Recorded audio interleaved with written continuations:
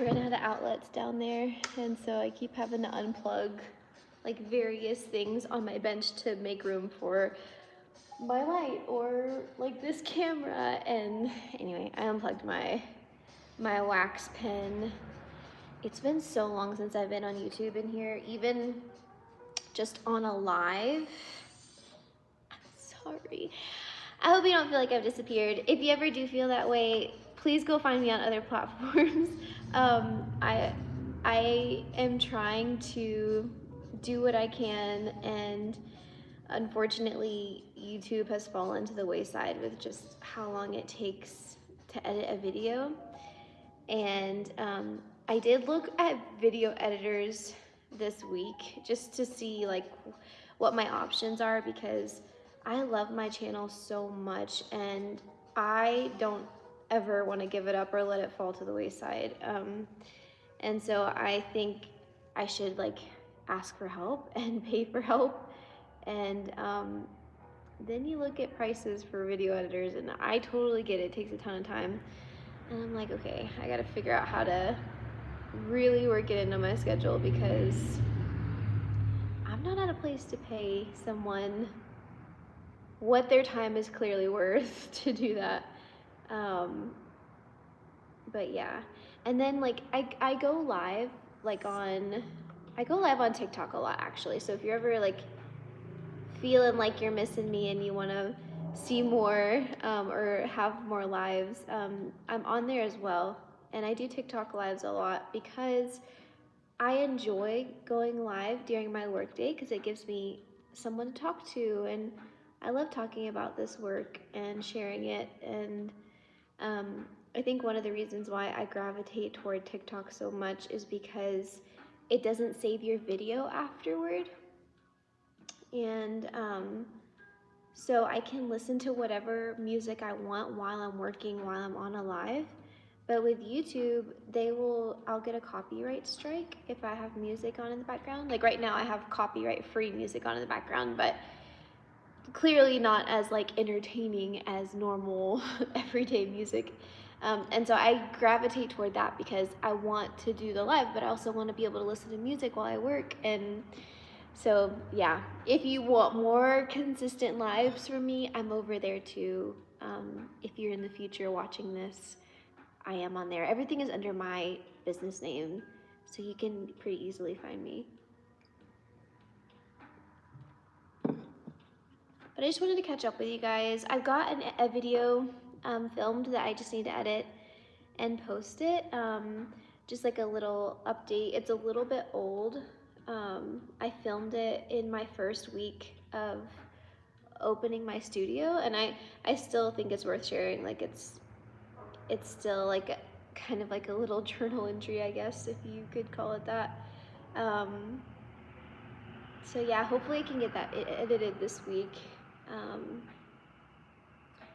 But I just wanted to catch up, and oh man, like what? I'm on October 5th will be 1 full month of having my studio open.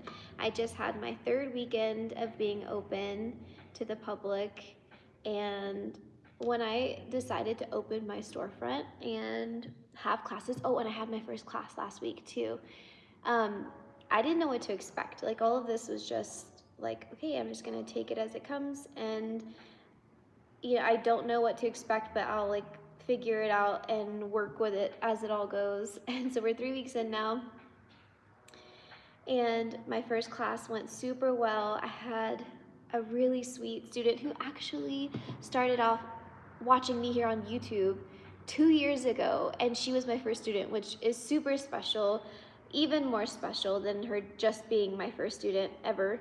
Her name is Vivian, and we had so much fun. We were very similar, so we like clicked immediately. It was such a good time. I love sharing all of this. So it was really fun. It was just her and I, and that class went really well. And it was really nice to have my first class just be one person. It kind of took the pressure off, and it was a lot easier to like figure things out with one person than it would have been to figure things out for the first time with 4. So everything with that worked out really, really well. Hey, Chris. Please join following the rest of the Thank you. I always recognize your name when it pops up on my screen. But yeah, everything's been going really well. The weekends are a lot slower than I thought they would be. I didn't really know what to expect because I don't live in the town that my store is in. I've gone to the markets here on the weekends a few times that are like 2 streets down. And then there's some regular traffic across the street. They have like they sell like gemstones and like crystals. Like they sell crystals and they remind me a lot of, what's the store called? There used to be in the mall, but they had a lot of like incense and like herbal medicine type stuff. Anyway, that's right across the street, and they stay pretty busy, and they've been there for a very long time. So I wasn't sure like how to gauge the foot traffic, and so I based my class schedule around hoping that the weekends would be busy and that it would be worth it for me to be open to the public to sell my jewelry on the weekend. And I'm 3 weeks in, and I think I'm realizing that I don't get enough foot traffic to prioritize foot traffic over classes on the weekend, because it's easier for people to come do this on a weekend than it is to take PTO, or maybe you don't even have PTO and now you got to take time off of work. So it's going to be mutually beneficial, I think. And then there is a busy time on the street. It's called the Artist Walk. It was the same weekend as the weekend that I opened my studio. It's where all the stores on the street, if they're like art based, they open their doors until 8 p.m. and a flood of people come by and walk in and all that stuff. And that has very good foot traffic. So I think I'm gonna change things up, and I'm gonna only open on the first Friday of every month for the Artist Walk. And then other than that, my weekends I think will be for classes come the new year. I ran a poll in my Instagram this morning. I haven't really looked at it yet, but if you want to comment for me, like if you're watching this in the future, if that's helpful to you to only have classes on the weekend, like if you were someone who maybe wanted to take a class but you saw that they were only weekday classes and you weren't able to sign up, it's helpful for me to know that information so that I can like try and shift things around and prioritize different things to get you in here. So that's where my brain is right now, is switching things around in the new year, to make things more convenient for you guys, but also to make it worth me being here, you know? I get a lot done on the weekends whenever I'm in here and the store is open. I get a lot of work done, and that's like the benefit of my studio being in my storefront. But the foot traffic is pretty minimal. Like maybe anywhere from 7 to 10 people come in a day on a weekend. And when you're spreading that across 8 hours, like it doesn't really make sense to prioritize foot traffic over something that's more convenient for students. So I think I'm going to be making that change. What else is new? I'm trying to think what else is new.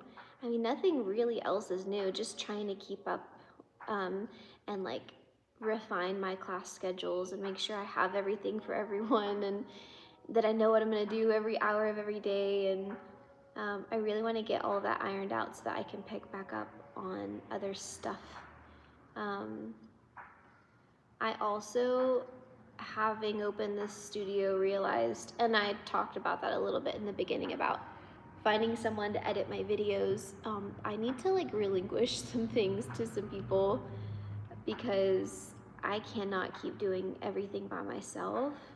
And I hope that sometime next year I can get an apprentice or offer an apprenticeship to someone, and they can help me, you know, 1 or 2 days here in the studio, like prepping waxes or injecting or polishing, and in exchange for like experience and information and that would be really helpful, I think, for both of us. But I need to start asking for help. I need to get an accountant. I need to get a video editor. I need to get help in the studio, because there just comes to a point where like you literally can't do it all yourself. And I think I'm getting there,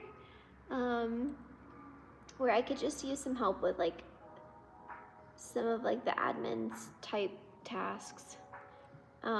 Marketing, like I could really use help with like email marketing and stuff, and it's really hard to like ask for help and also know when you can start paying for help, especially when you're not even like paying yourself super well yet, you know? It's like, ugh. But it's hard. I've never owned a business before. I've never ran a business before. I've never gotten this to this level before. And it's so hard to like relinquish things and pay for help when like, you know, like you don't even, you know what I mean. It's confusing. Oh, the hot coffee is so good. It's so cold in here. I just turned the heater on for the first time this year. It's gonna get cold this week in Idaho. Later on, I think today it's in the like high 70s, but tomorrow is supposed to be in the 60s. And then later this week in the 50s, the highs will be in the 50s, which is cool. I'm so excited to see this place in the wintertime when it's snowing.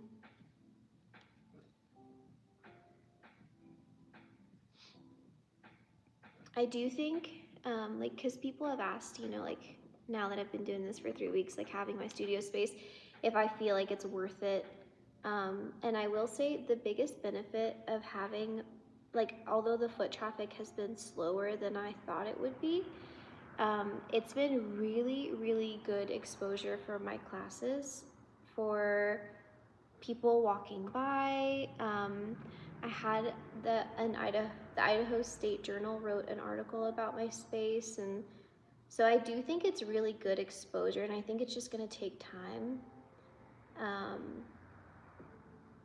But yeah, it's been really fun to like have people come in and talk about jewelry, and it has been a good like vehicle for customs. I've had a lot of custom order inquiries, and there's a college in town as well, so on the weekends I've had a lot of college students come in asking about classes, and so there's still some things that I need to do to like make this all go even better. Like I need to go to the college, I need to let them know I'm here. They have some like after what do they call it, like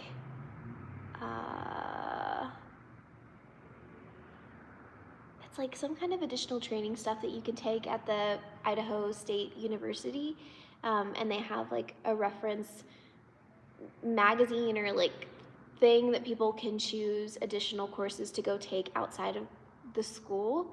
So I need to see if I can go get with them to advertise my classes for their students, because they have a jewelry, electives, they have a jewelry class, like a metalworking class, I think is what they call it.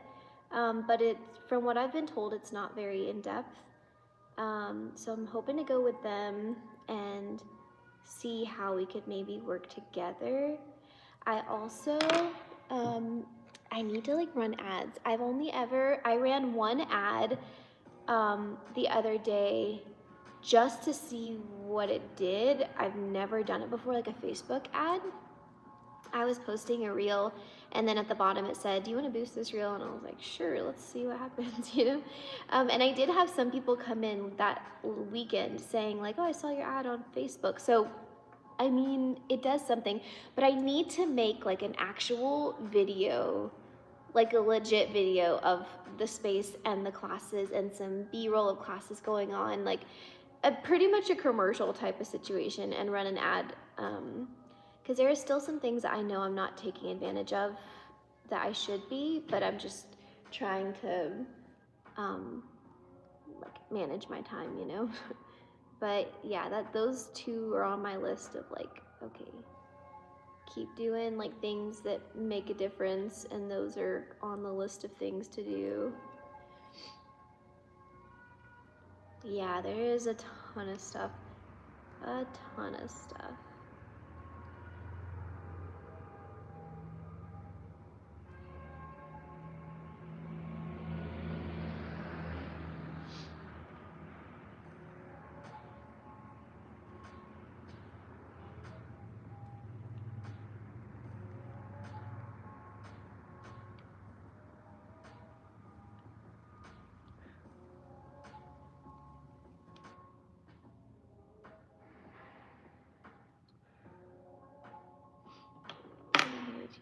Thank you, Chris.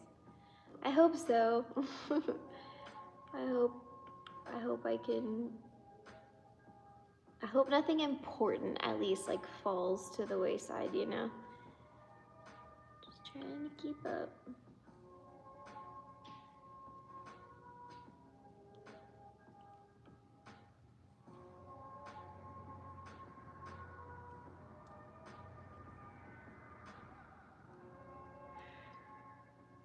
Hello, Victor.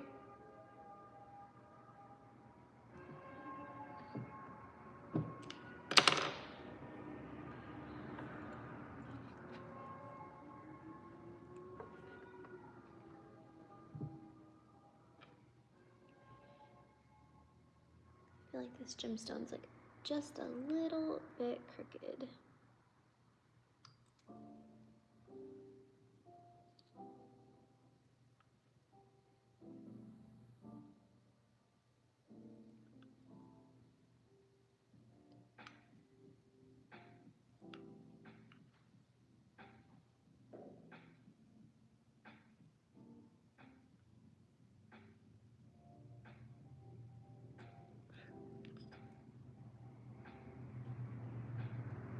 I'm making one of my Bogota rings. I don't have one to show you, but I haven't made one in silver in a long time.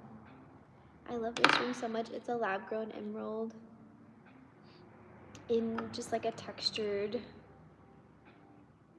like a dainty signet type of ring. Let's see what you're doing. I've been following you for about 6 months to make fine jewelry as well. Oh, thank you. That's awesome. How did you get into making jewelry? Are you casting with stones in the wax model? Do you take your stones out anytime during the building and pouring metal? Yeah, so this ring is gonna, I'm gonna set the stone afterwards. So I build up my setting around the gemstone, and then this is a lab grown emerald, so I can't cast it in place. So I take it out once I have it all nice and situated. Like I feel like it's a little high on the left side. So I'm going to remove a little bit more wax. Actually, I think I need to build up the left side. Anyway, I set the stones afterward in this. The only stones I cast in place are moissanite, sapphire. You can cast rubies in place as well, and garnets, but I have never cast them in place. But I would say like 70% of my stones are set after the fact, and the other are cast in place. If I'm casting in place though, it's only because it's like a stylistic choice. I try not to cast in place if I don't have to, just because it's easier to have, you're more likely to have success with your stones in your jewelry if you're setting them afterward than if you're casting them in place. Like, unless you're used to casting in place, because in the early days you're gonna have a lot of gemstones that fall out or that shift or that fall into your jewelry. And also it's just overall like a more clean look to hand set your stones. But sometimes you want that, like that imperfect look. Like this ring right here, I loved that I cast these in place because it worked so well with the texture, like it played well with the texture. So sometimes you'll want to do that and sometimes you won't. This one, I'm setting later. I just bought my first one. Oh, cool. Nice. I just got into jewelry. I got into jewelry because I can do it all. I used to be a welder building trains, but broke my back and can't do that anymore. Aw. Well, this is a good like miniature version of welding, I guess, depending on what kind of fabricating you're doing. But that's cool. I hope you're okay. It's not a little injury. That is one thing that's really nice about this career field is like, as long as you have good posture, you can have a lot of longevity, like just body-wise. It's not super hard on your body.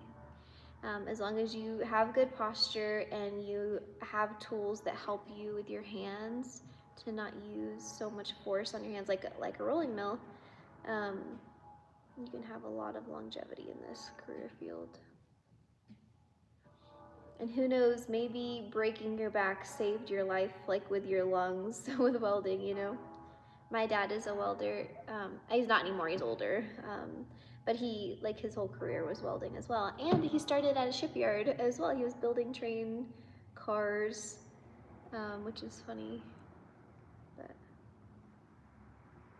yeah, not super good for your lungs to do that like as a job. But it does pay really well.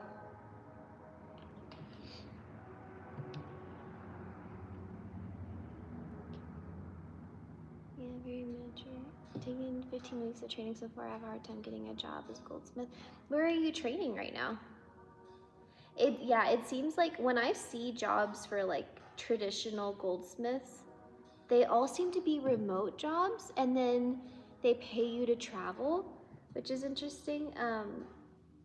But yeah, if I could give you any advice on that, I know you're not asking for it, but I would visit your, like, if you haven't already, I would visit your local mom and pop jewelry stores and see if they have any work or if they know of anyone, because there are not only are a lot of like mom and pop jewelry stores not advertising that they're hiring, but they might know of jewelry manufacturing companies that are in the area that may not advertise that they're in the area.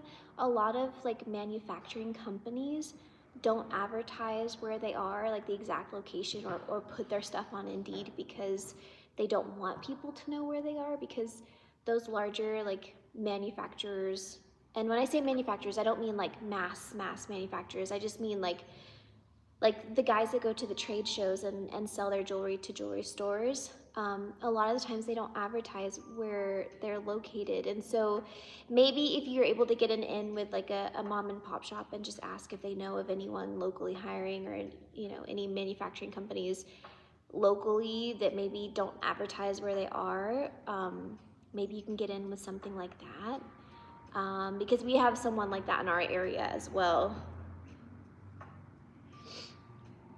Thank you, Cookie Girl.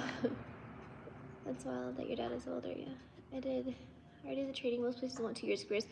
Yeah, I could see how that would be tricky right out of training.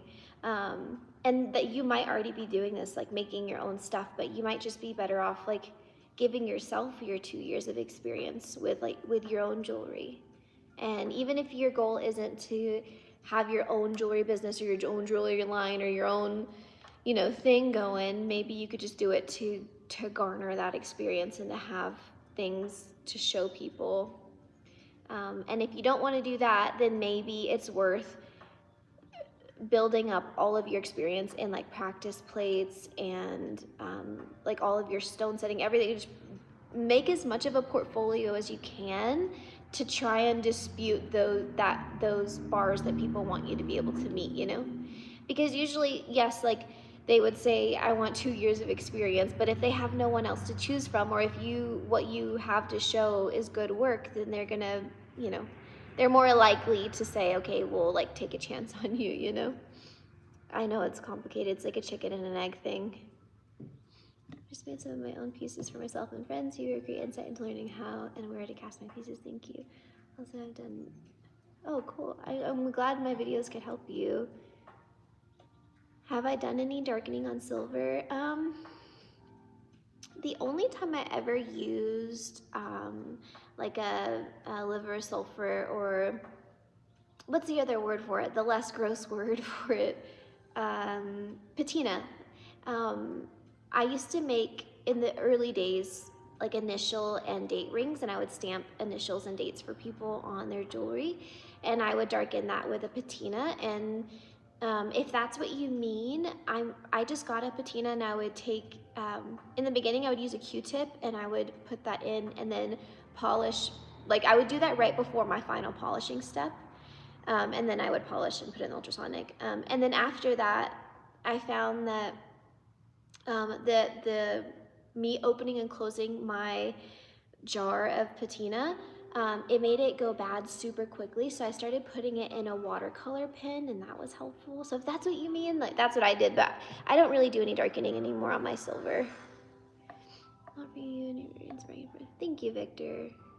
Have you heard of Douglas Pryor? I haven't. He told me about the time I've experienced to get a job in a store. I would easily have the experience to do my own thing. Yeah, I could see that. I mean, I just think, you might as well just go ahead and start doing your own thing, and just keep your eyes open for when something comes available.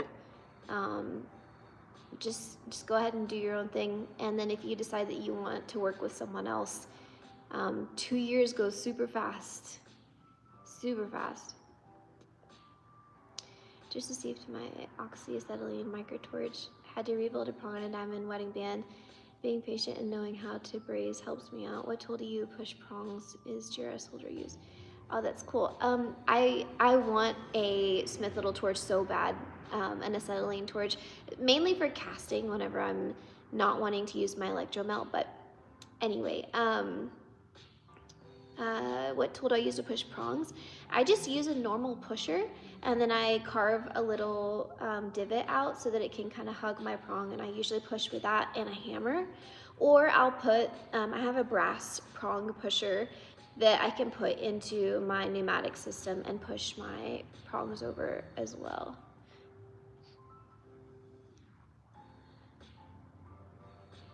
Nafsika? Is that your first name? Oh, hi Nafsika. I forgot the hi part. Sorry.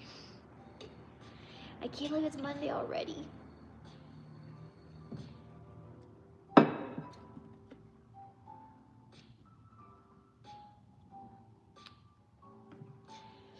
This ring is almost done. I just have to carve more around the setting, and then I'll resize it.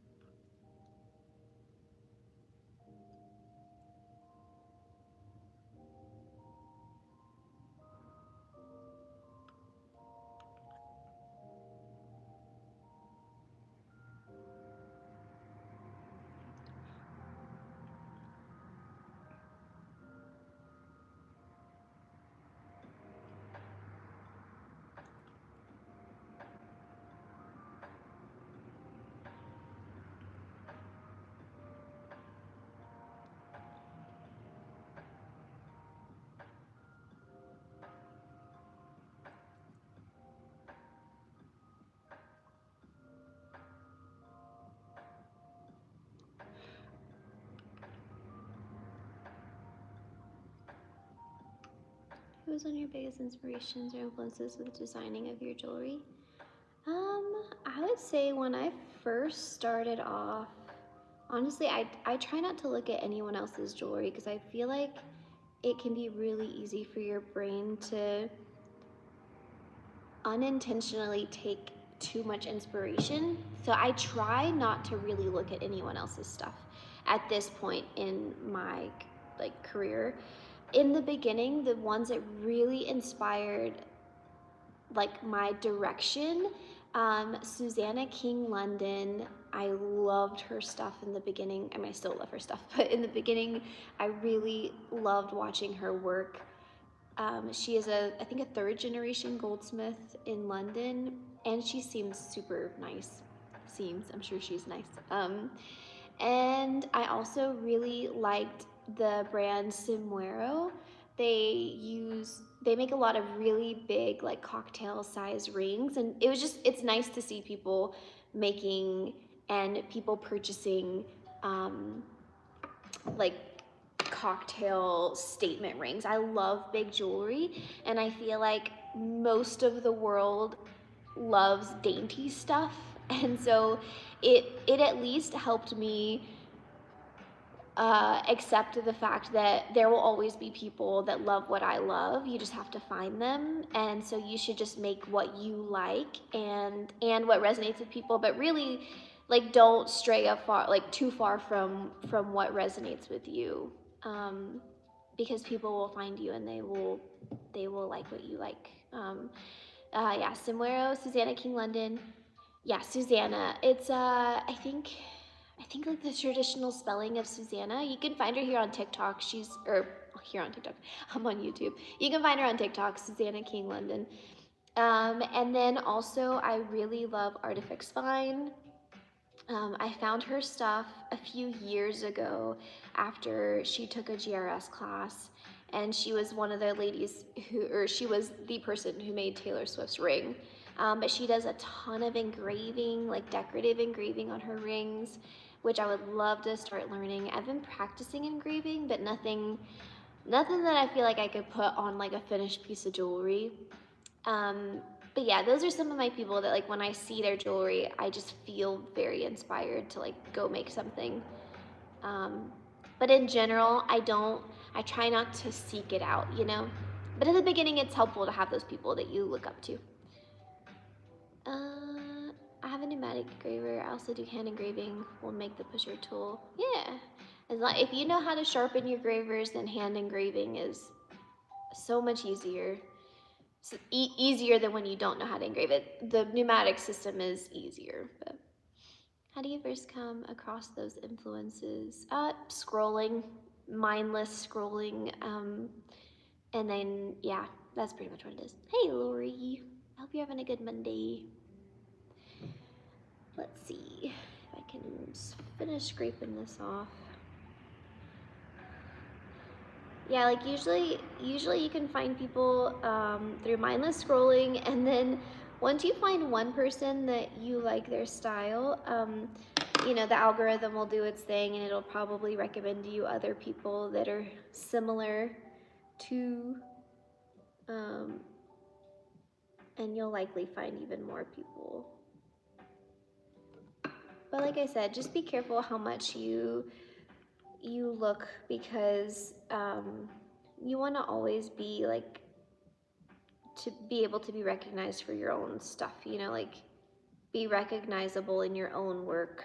And sometimes when you look at other people's stuff too much, you can end up becoming a little too influenced. And I don't think it's always intentional. Like sometimes I think it can be subconscious.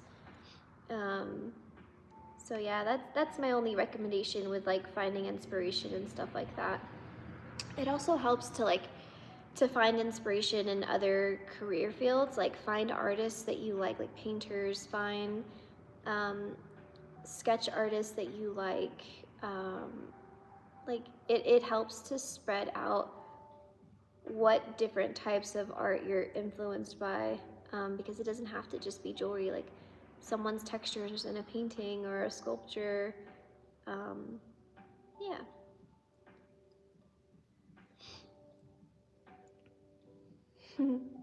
Oh, you mind the scrolling is how you found me? That's cool. I'm glad the algorithm did its thing.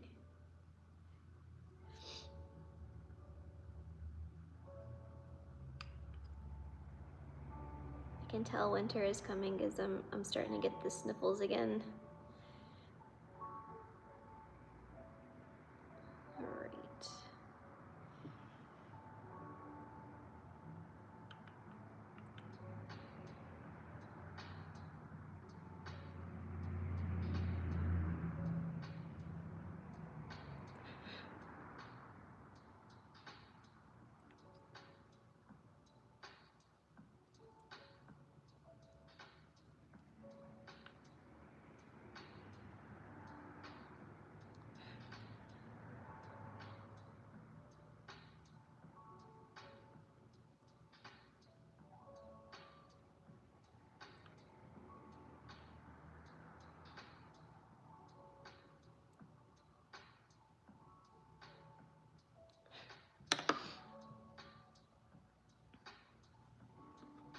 What brand is your pneumatic hammer, and does it do the diamond dust look, or is that the wrong tool?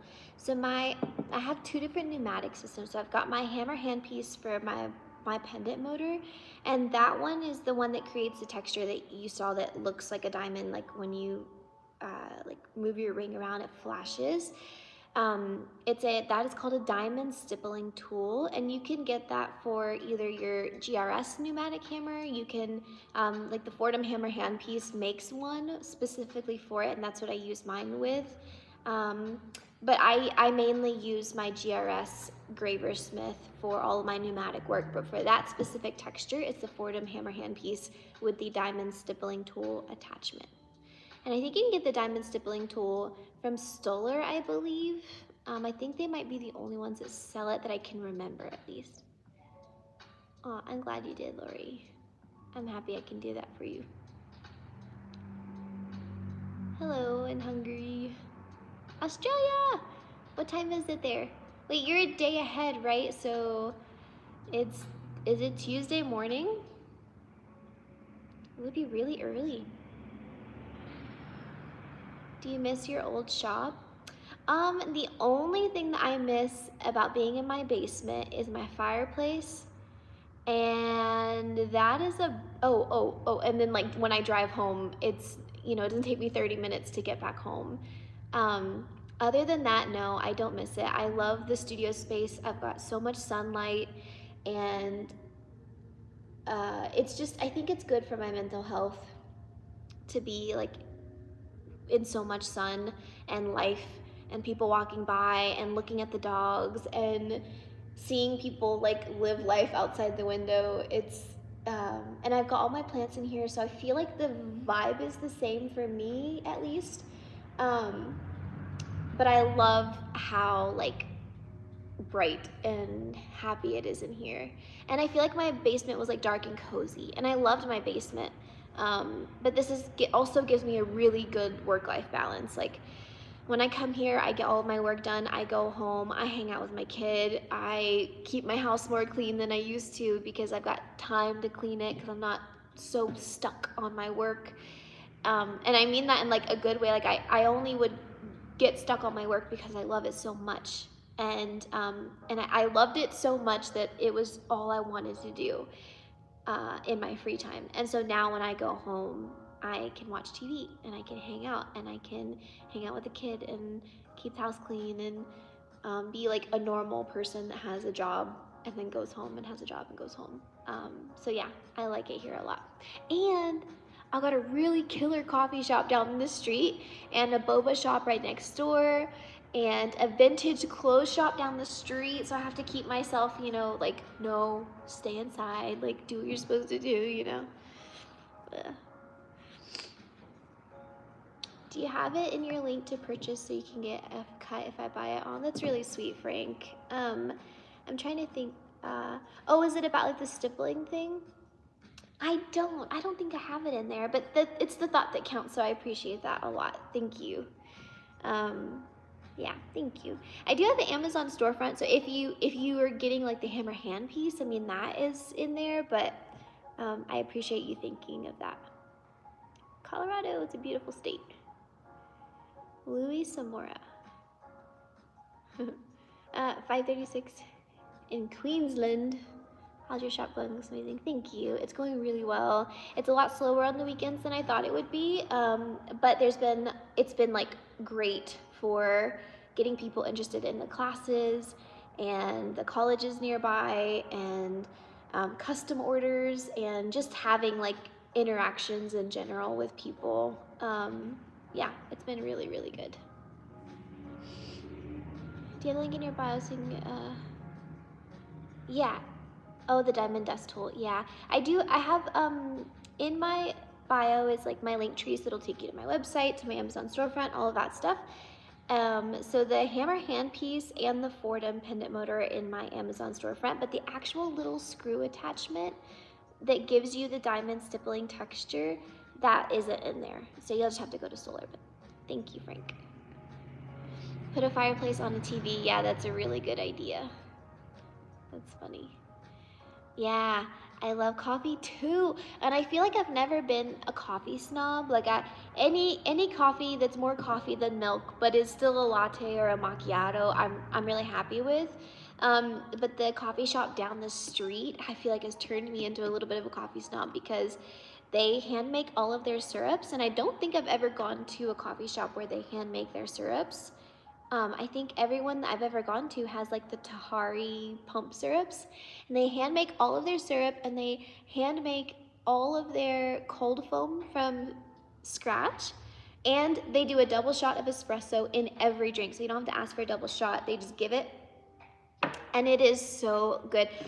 Every single day I think about that coffee, and I have to tell myself, wait till Friday, like reward yourself on a Friday. Don't go get coffee again. You know, I made my own coffee today, but yeah, it is so good. They have their like new in-season coffee. It's called a maple tap latte, and they made their own maple syrup, and then they do maple syrup, pink Himalayan salt, and then 2 shots of espresso and whole milk.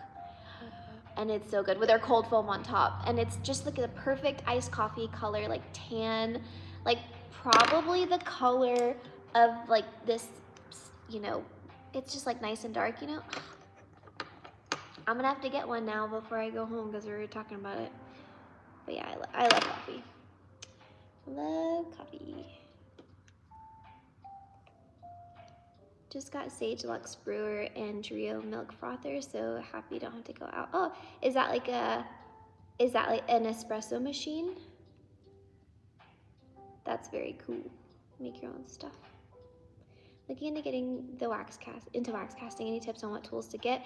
Bever has everything, I'm sure. Also, did you ever look up those Knipex cutters? I don't think I did look up the Knipex cutters because I ended up getting some bolt cutters from Home Depot, or not Home Depot, Harbor Freight, and they work really, really, really well. I think they're 12-inch bolt cutters, and they work well.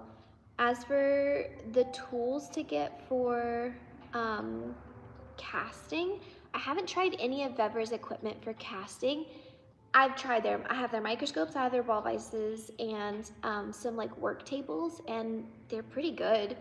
So I can't really speak to their casting equipment, although if it's significantly cheaper than what I have, like what I am using, then maybe it's worth trying.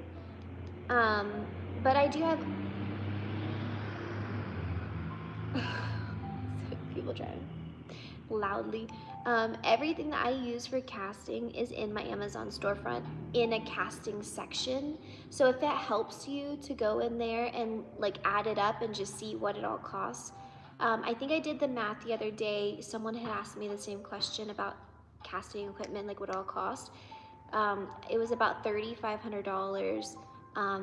But everything that I use is in my storefront. The Kaya cast, the kiln, the melting furnace, and all of the other like little stuff that I use, like investment and measuring tools and stuff like that, weighing tools.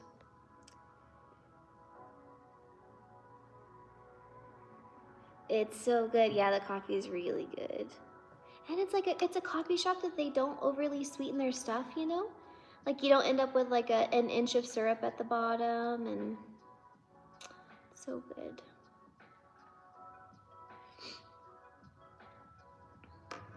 All you need is our Louisiana beignet. Yeah, or a kolache, a boudin kolache.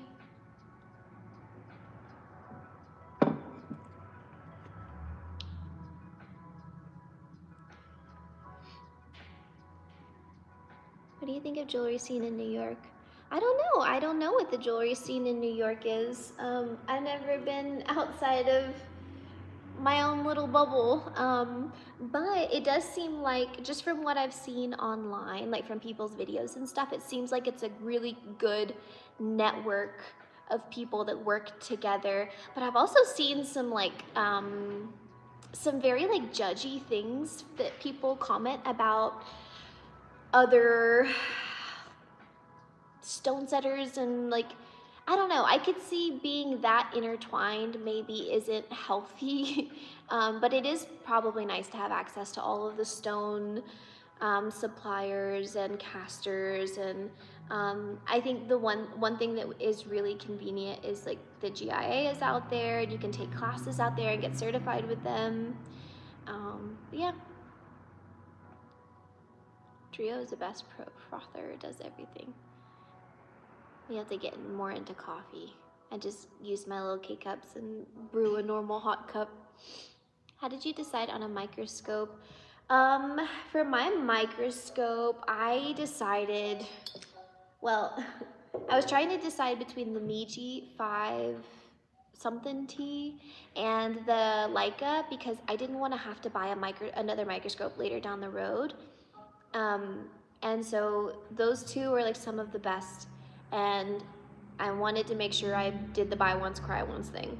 And I went and looked into a Leica microscope first. They were at the Tucson Gym Show. I was able to sit and look inside one, and I was blown away at what you could see. And then because I was there, they were having a big sale, and so I ended up just buying a micro microscope because the sale was so good that I would have felt crazy to not do it, because it ended up being cheaper than the Meiji microscope, and so I just ended up buying it. All of that said, though, if you are on a budget and you are not able to spend $1,600 to $2,500 on a microscope, and you are wanting to get better at setting stones and have better quality, absolutely get a Vever microscope or even an Amscope microscope. The Vever one that I got for my student benches are 360, I believe, and they are really, really good. I've worked under them, wax carving and stone setting, just to test them, and they are really, really great. They're not as like in focus big picture wise as the Leica, but they are in focus like where you need to see, and it's great quality. It's on an Acrobat arm as well. I wish I would have known about that sooner, so that I could have gotten one sooner and gotten better faster. And I maybe wouldn't have even bought the Leica right now. I would have probably waited. I would have probably saved that as like a real treat for myself when I was making like really, really, really good money, you know? So yeah, the Vever one's really good. I have it linked on my storefront as well. I have the Leica, the specific one that I use in my storefront as well. But the Vever one is very, very good. There's also an Amscope one that I've heard really good things about, that's a trinocular microscope. That one is a little more expensive than the Vever one, but I've heard good things about it, and if it's important for you to have a monitor, then the Amscope one can be good as well. Just be careful, because I believe one of those Amscope trinocular microscopes will take away an eyepiece in order to give your camera a view. And I don't know about you, but I wouldn't be able to work with just one eye looking into my work. So just be careful. But yeah, Leica is amazing. If you have the budget and you can do it and it doesn't hurt to do it, then do it. If you are on a budget, the Vever is really, really, really good. Very, very good. Copyright. Thank you. I'll do all my stuff by hand. I do a lot of tufa casting. No, I don't know what that is. Tufa casting. Is that more bounce crowns? Yeah. I'm always the odd bloke, so I'm getting a digital microscope, a very nice one. Oh, what's a digital microscope? Thank you, Nicholas. I have Vever and I like it. Your field of view is narrower than the Vever. Yeah, it's on the Vever. Yeah, it's really good though. Like that's one thing about the Meiji, and that's why the Leica is more expensive than the Meiji and more like praised, is because it has a wider field of view. And so for people who are engraving on large items like guns or buckles, or just need that big field of view, those are the people that usually go for the Leica. And then stone setters who are just looking at one tiny diamond on one tiny spot, they'll go with the Meiji. A lot of the Tiffany setters are working with Meijis. A lot of the high-end stone setters, like stores, are working on Meijis because they don't need that big field of view. And that is I've looked in the Meiji before, and it's very similar to what the Vever is. The only downside I could see maybe would be if you're someone with like sensitive eyes, that maybe if they're being any part of it being blurry, if that can kind of mess with your, like some people get migraines from stuff like that. So if you're sensitive to stuff like that, if your eyes can't really adjust well, then maybe you'd want to steer away from it. But in general, for most people, that's going to be more than okay.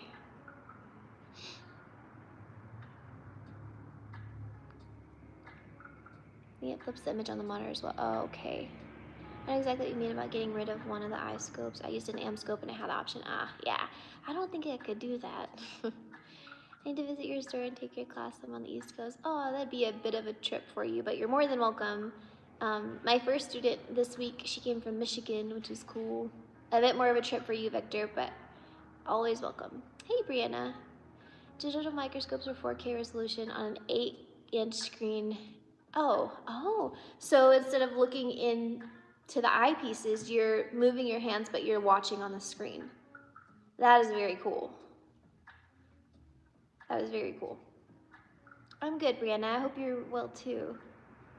I need that apprenticeship.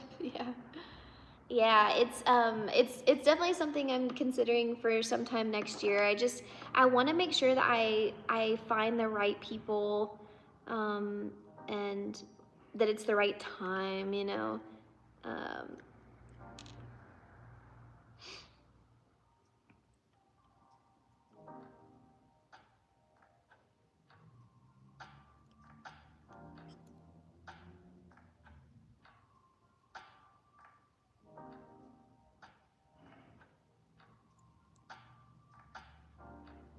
How's your store going? It's good, Brianna. It's been really good. It's been fun to meet people and talk about jewelry and take on projects from people, and it's been very good. And to have my own space outside of my house has been really fun.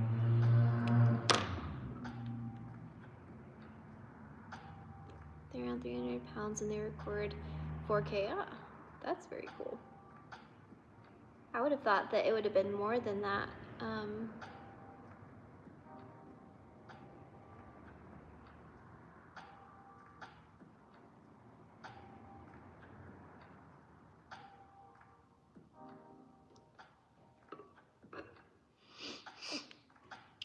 My biggest criteria on a microscope is the height of it. Being in a wheelchair, I'm limited on how much space I have between my lap.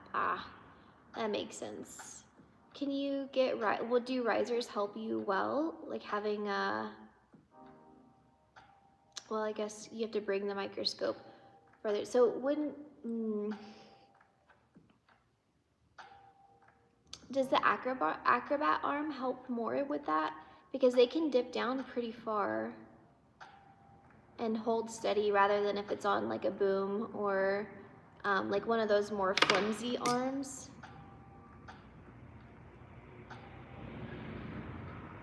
Yeah, like what I was talking about initially with the risers was so that you could put your ball vise on a riser so that you could bring your microscope for, like, you could help them meet in the middle, but that doesn't help you.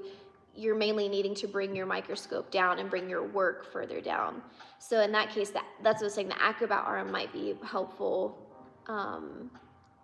with the microscope, so that you can pull them really, like, look how far, and this can go even further down. If you can see the head of my microscope, but it's already really far down, and it's only half of the way up the pole that's mounted to my, like, the base of my microscope is here. I could still bring it down further. So getting a microscope that's on that's mounted on a pole on your bench with an acrobat arm that can slide up and down and then extend really far and pull up and down.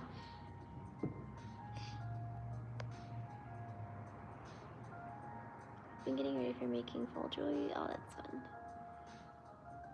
During your jewelry path, have you broken a lot of stones? Yes. I think the stones that I've probably broken the most were like peridot, and I've cracked a few opal, a few Australian pipe opal, but mainly peridot were the ones that broke on me. But once I got a microscope, I haven't broken a stone in a very long time. But my favorite stone to set are probably Montana sapphires. I love working with those. They're also very forgiving, very easy to work with. My sister said, hey, your name is Michaela. Hello, Michaela. Gives me a picture through Messenger of some new jewelry I've made. You can, Brianna. As long as your mom's okay with that.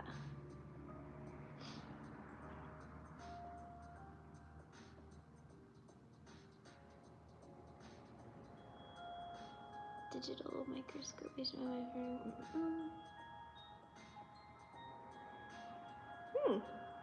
That's cool. So that's the brand of the digital microscope. That's very cool.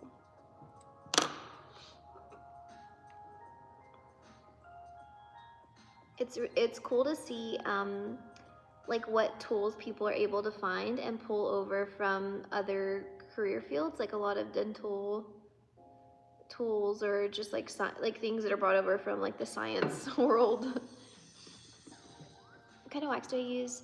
Baby jeweler here, and I'm used to seeing the blue one. So I do use the blue one all the time. This is the blue Ferris wax.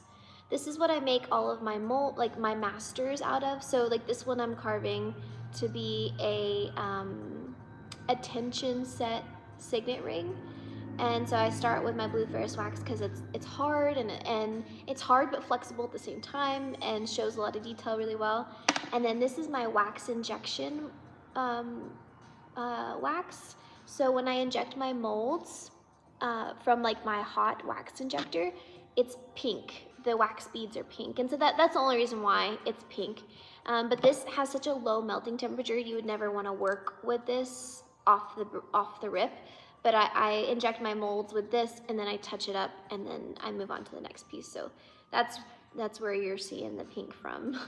I would stick with your blue Ferris wax. If you like it, keep with it. I love my blue wax. I've tried other colors, but I just could never really get past my blue one. I like it.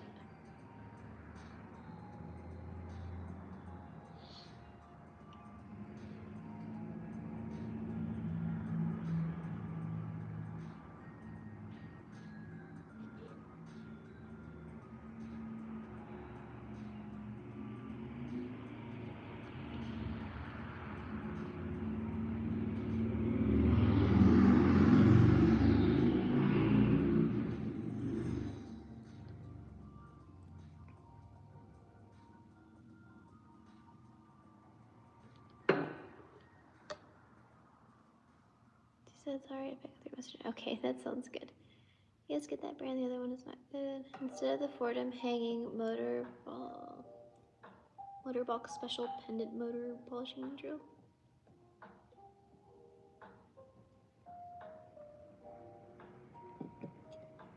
Well, you're welcome, Kinsey. There's so much stuff. I know it's hard to like, you see someone using green and you're like, why is this person using green, but this person's using turquoise, and this person's using blue, but this person's using gold, and it's really just personal preference. Most people will start off with the blue and then they'll branch out and they'll find what they like. I've branched and I like this one. Also, I will say too, sometimes people like to mix as well because, so let's say you carve a ring in this Ferris wax and the melting temperature is like, I don't know, let's say like 100 degrees. And then you're wanting to add detail onto this, but you don't want, when you add detail onto this, to mess up what you created on this. So you use a wax with a lower melting temperature so that you don't end up messing up this blue wax. Does that make sense? So it is good to have two waxes on hand if you plan on layering and adding like different textures and stuff. Maybe play around with that too, because some people will use like the red, it's like a red buildup wax that you can get from Rio Grande, and they'll build up on this. So yeah, there are different reasons too, to like mix a little bit.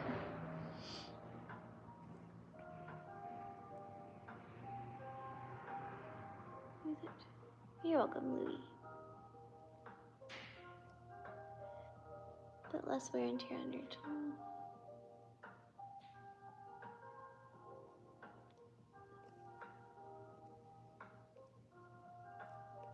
Sorry, Bailey, I was looking for your original message.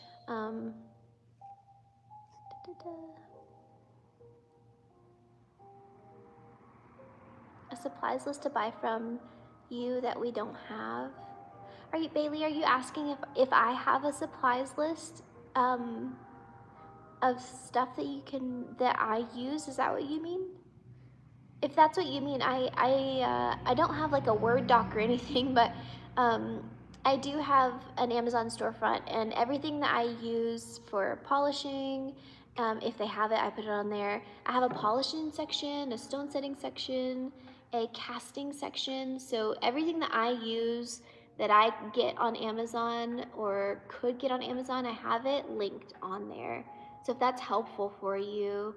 And then there's also just some common things that I use as like a business owner, like my printing label, my camera lenses that I like to use for photography, my tripods, like all the things that just help me around here. I link those as well. But if that's what you mean, then kind of yes, I do. The different temperatures are like, yeah, it's fun. Have you made any designs lately? I haven't made anything new lately. Well, actually, I mean, I did make this ring lately. I still need to finish polishing it. I set the stones and then I was so excited. I was like, meh. So I didn't polish it just yet. But I made this pave ring, this fishtail setting. And I need to do one more round. I need to make one, like the final one for photos.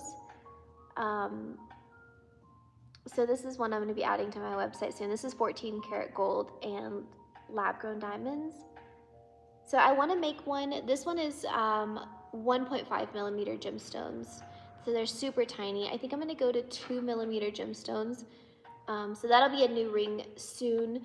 And then I have this amethyst ring that I'm going to be making that has, it's ideally right now in my brain, it's going to be a tension set and really large amethyst in the middle. And I'm thinking of adding some diamonds onto the side, but I haven't decided. So I have started some, but I haven't put any out yet. Green wax good or blue? I think green, I would say use blue wax if you plan on like building up prongs and stuff, because you need the flexibility of the blue wax to take your stone out.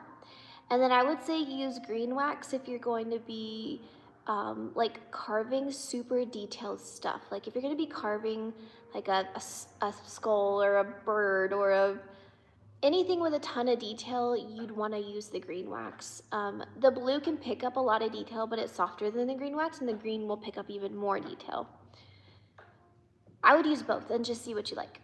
How often do I live stream? On TikTok, I live stream probably twice a week, and then YouTube, I haven't live streamed in a while just because I really value the music I can listen to when I'm on lives. And when I'm on YouTube lives, I have to listen to that copyright-free music, and it's not super entertaining to me. So I do try and do TikTok lives a lot more, but I miss my audience here on YouTube, so I put on the copyright-free music and I came over. But ideally, like once a week, I'll try and do lives on YouTube again and just suffer through my copyright music so we can all chat. But what kind of music do you listen to when you make jewelry? I listen to everything. Like my Spotify playlist has Coldplay, Creed, Romeo Santos, Vicente Fernandez, George Strait. It's like a whole mix of country and rock and reggaeton and like all sorts of music. Taylor Swift, Kelly Clarkson, like I listen to everything. Since I have the bench, but would pay for your time teaching on it?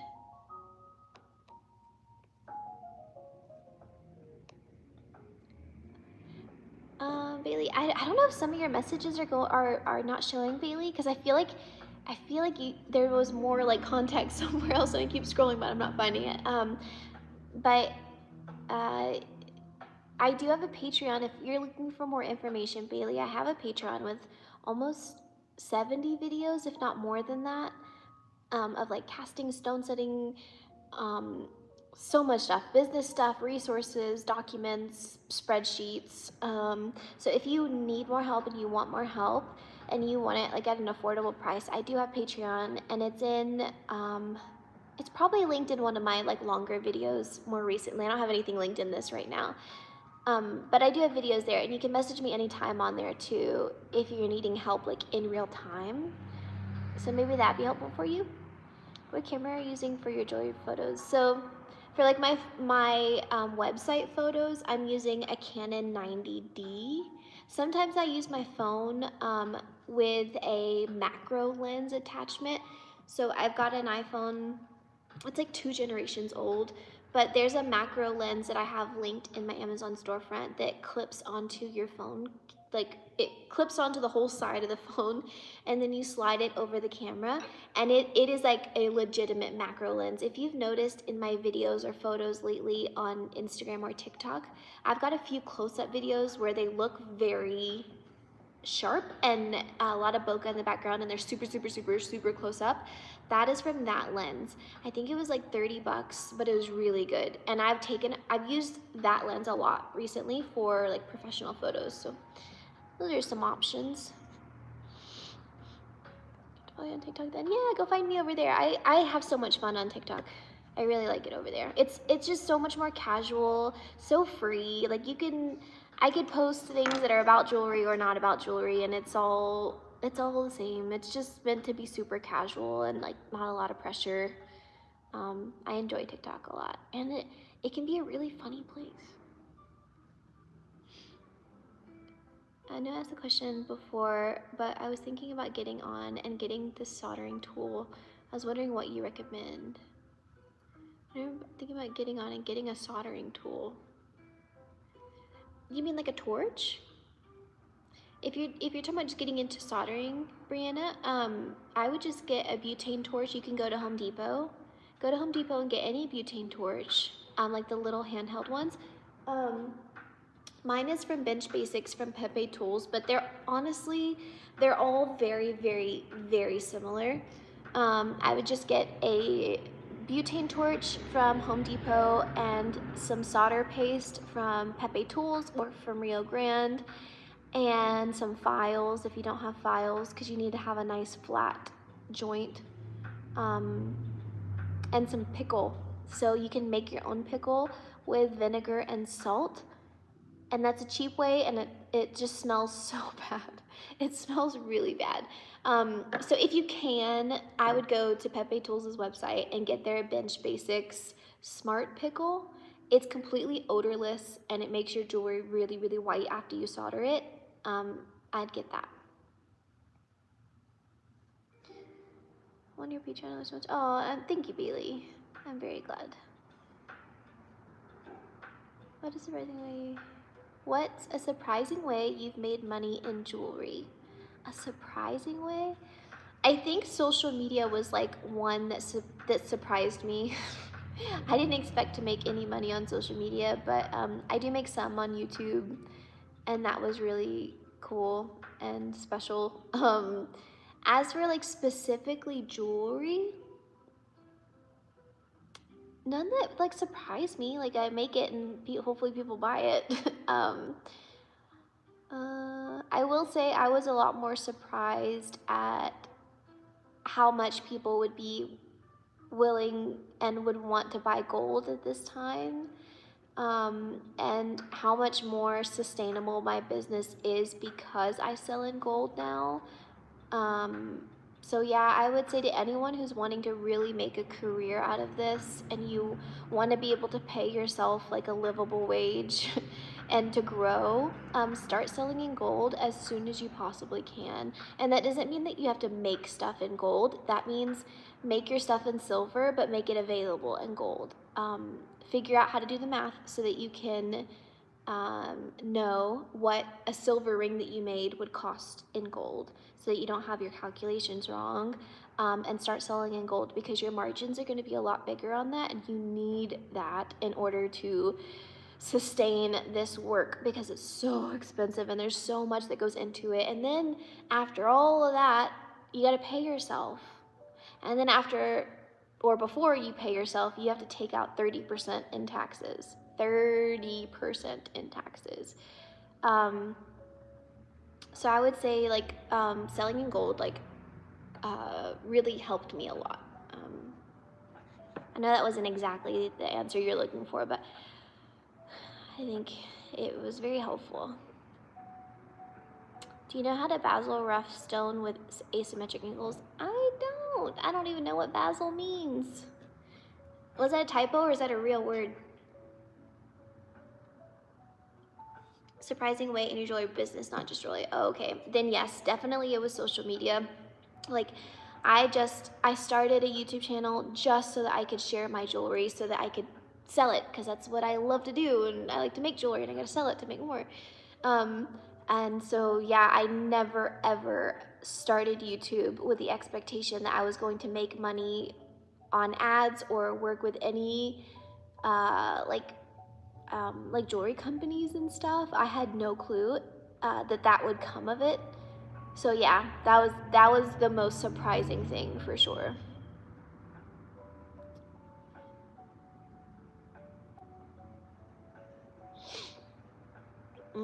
Yeah, people like gold and they will definitely pay for it.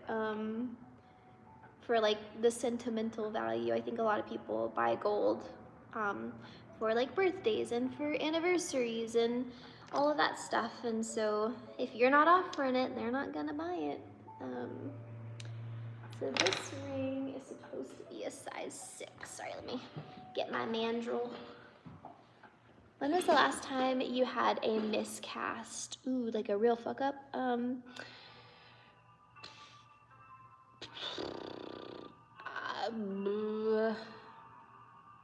Hey, let me think about that. I'm trying to think of when that actually happened last.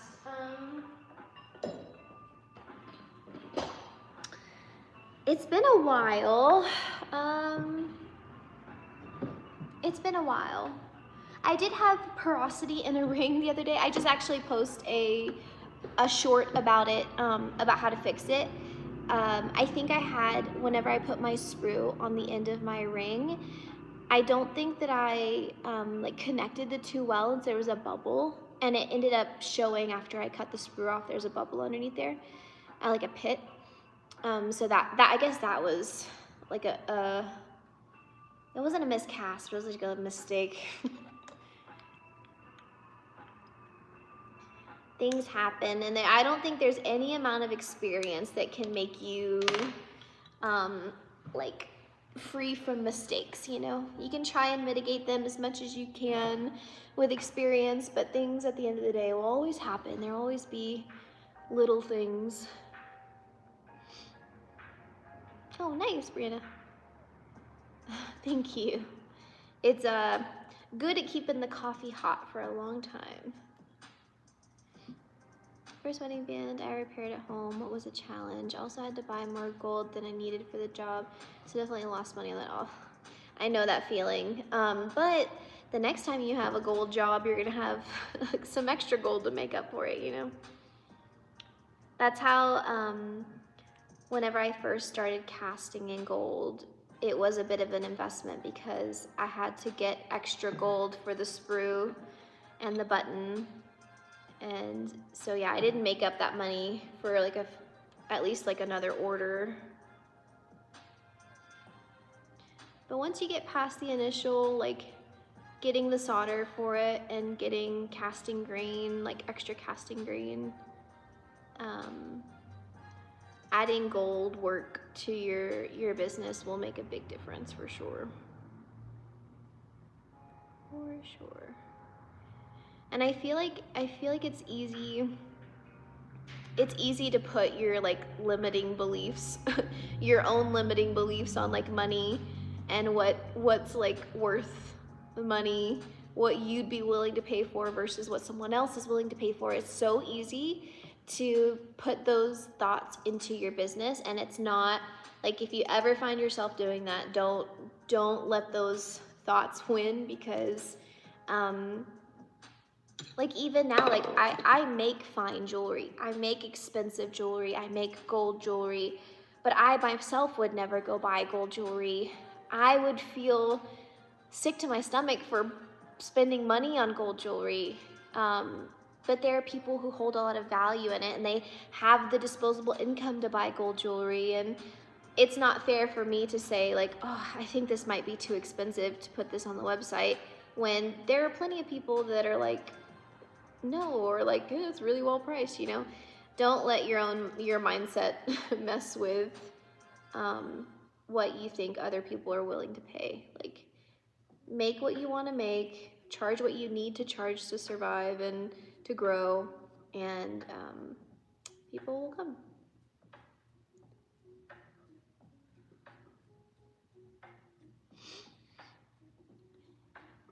This ring wax, this ring right here is going to be silver.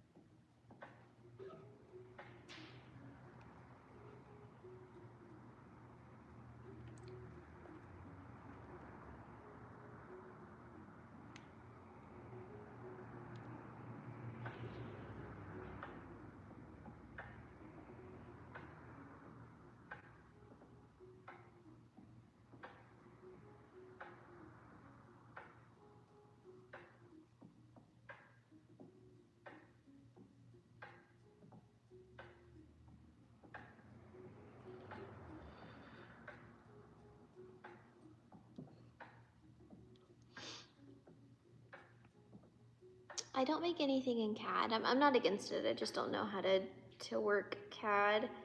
I would like to learn, but I do enjoy doing everything by hand at the moment.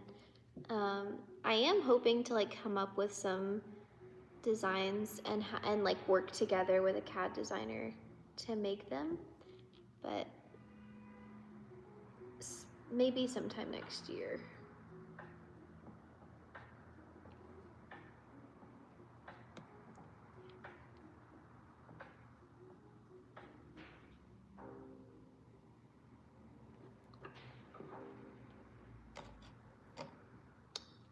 Don't have it online yet, but I made a couple pieces of my own that I would be happy to make again. I have no idea what I'm doing as far as starting my own business. I don't care where to start. It is a lot. It is a lot to know where to start.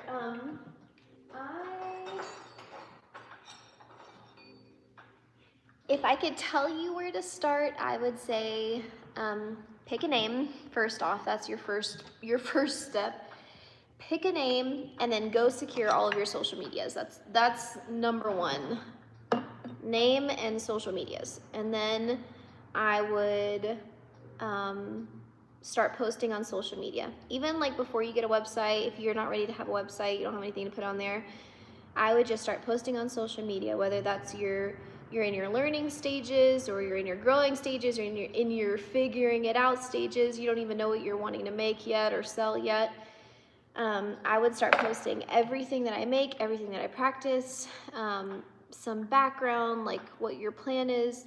I don't know what my plan is, you know, anything. I would just start sharing your work, start building a little community of people who are supportive of you. And then once you know what you want to make and put on your website, then start a Shopify website, start a free one if you need to. They've got free themes, free templates that you can use. But yeah, I would say name, social media, and then go from there.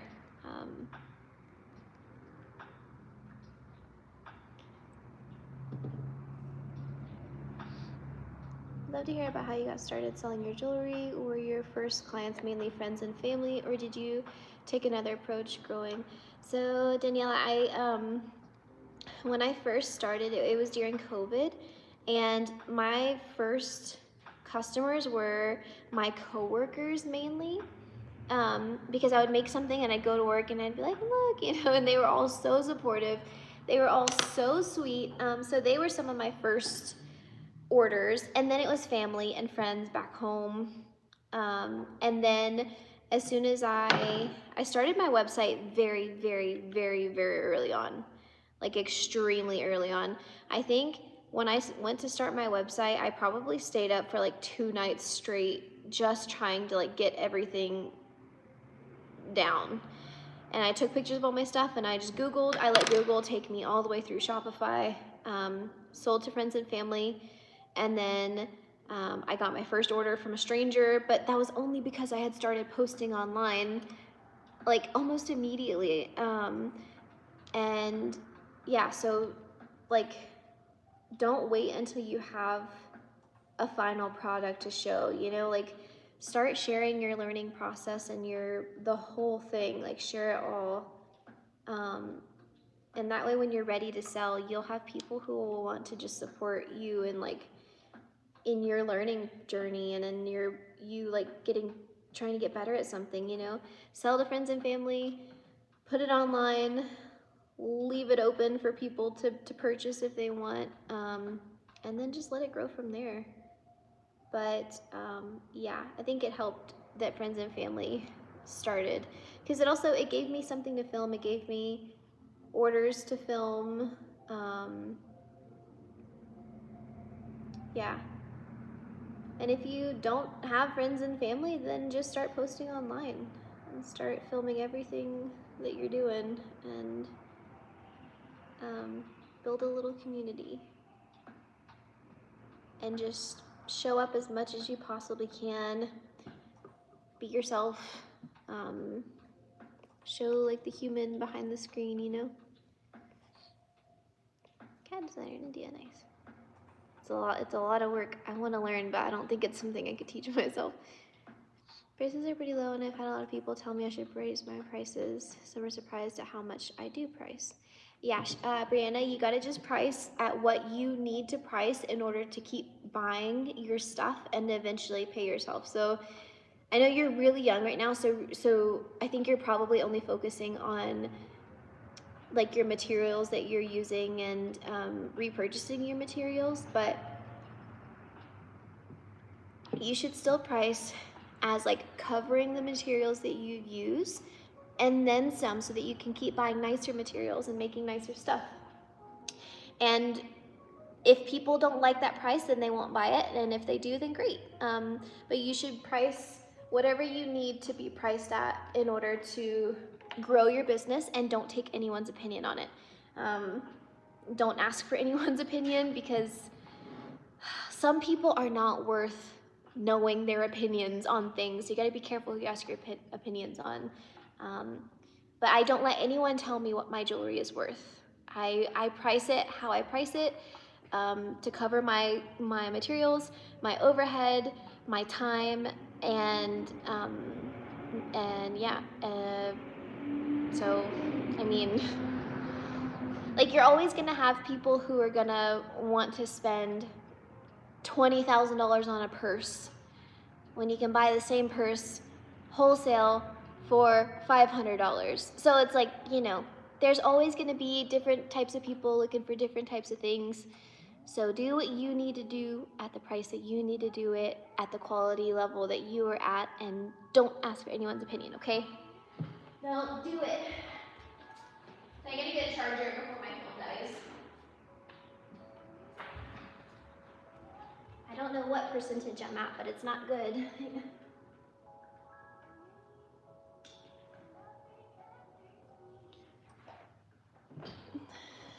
Let me plug you in.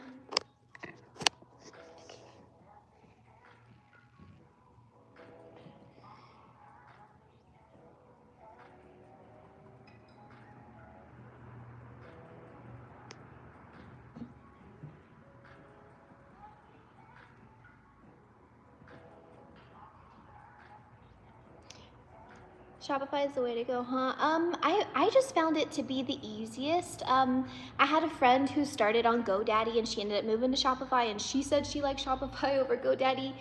I used WordPress in the past, although I don't think they'd work for like selling stuff. But I always found Shopify to be super easy to use.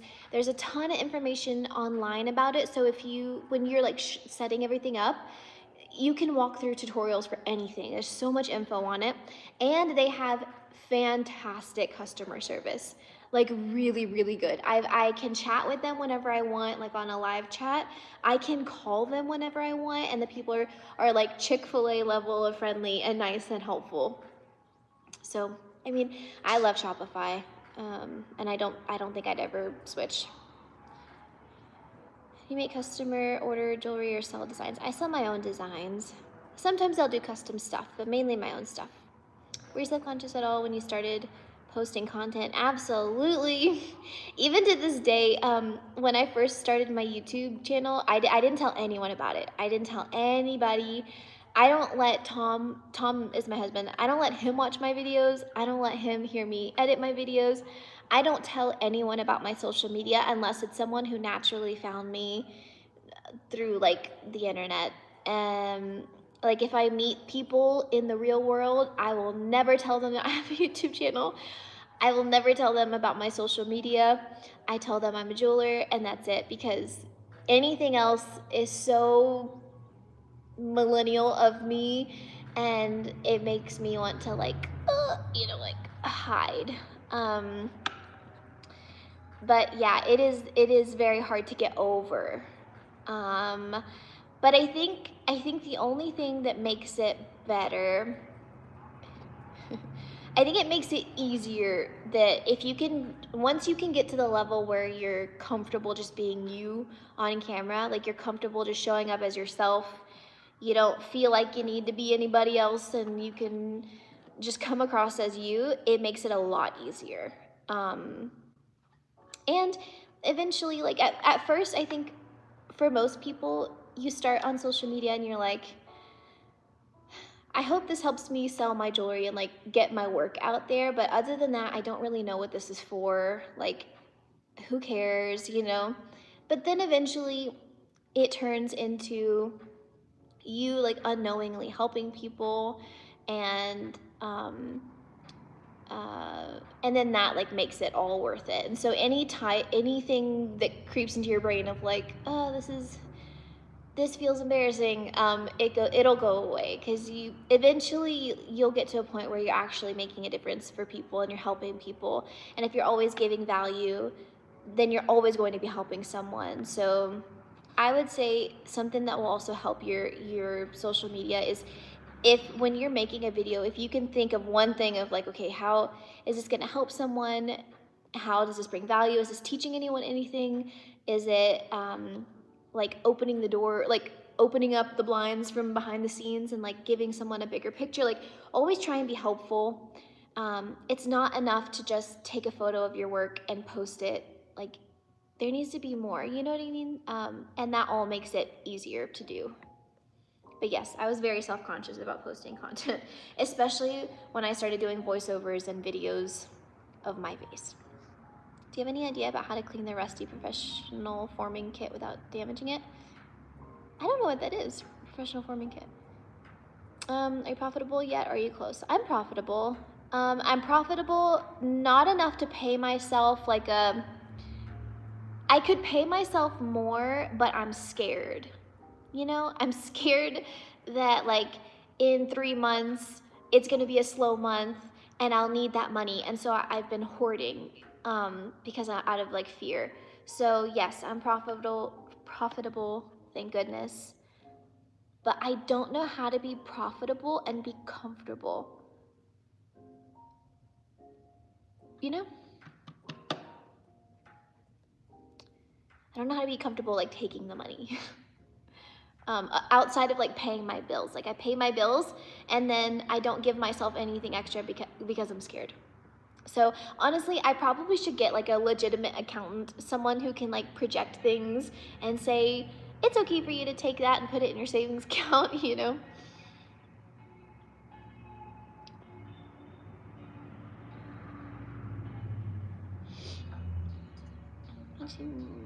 Watching you, and I know I'm going to need some money, but I have to start off soldering, so I'm going the Amazon way, and I'm going to learn, then move up. Yeah, That's how I learned, Stacy. I started really, really small. I was making just stacking rings. Like I just soldered stacking rings together. I gave some hammered textures. I did some matte textures. I made some super shiny. I made hoops because I knew how to solder ear posts on. And I started very small with very basic stuff just so I could sell it and then buy more tools and learn new stuff. So if that's how you guys start too, like it's a very reasonable way to start.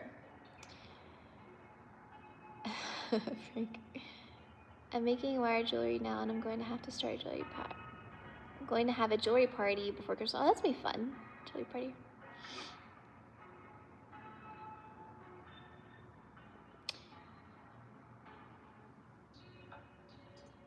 Yeah, it definitely feels good to help others for sure.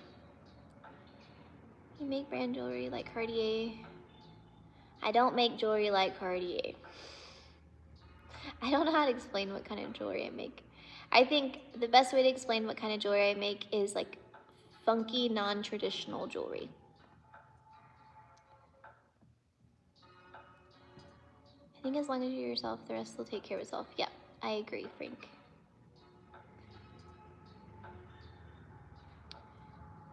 I made a silver ring and pickled and polished it. After a while, it turned yellow. I don't know why it would turn yellow. That's very interesting. Did you get a chemical on it, or?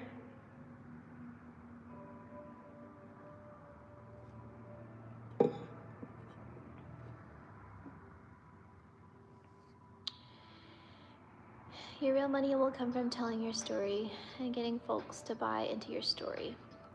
I agree, Frank. Thank you, Lori. Your videos are helping me get into actually pursuing my hobbies instead of telling myself it's too complicated to learn over the internet. You're welcome. I really do believe you can learn anything. You really can teach yourself anything. There's so much stuff on the internet. It's always faster to take classes and to learn from other people, but it is not the only way. And there are so many people that run their jewelry business having only ever been self-taught people. So you do whatever you need to do to make it happen.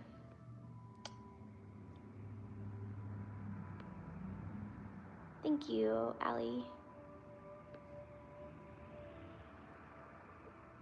Trouble coming up with my own designs. How do you practice? Honestly, I just let myself play. When I'm starting new stuff, like it always starts with a stone. So I look at the stone and I'm like, this would be a killer ring. And then I'm like, okay, I'm starting with a ring. And then I just start playing. I start thinking like, ooh, signet ring or something dainty. And then you just gotta let yourself play, try out a few different designs. But I always just sit down and start playing. Thank you, Bailey. Yeah, I love my Starry Night ring. I should probably go, now that you say that, I should probably go make sure that it's still priced. Well, the price of gold has gone up so much, and I've tried to remember to go back and check my weights for my jewelry and make sure that I'm actually like making enough money off of it. I think I did check this ring not long ago though, so yeah. But I love this ring, and it's really nice and solid too. Like it's pretty thick and it's not hollow. But I love this ring so much. Thank you. It's one of my favorites. I don't draw at all. I just play around. I don't sell on Etsy.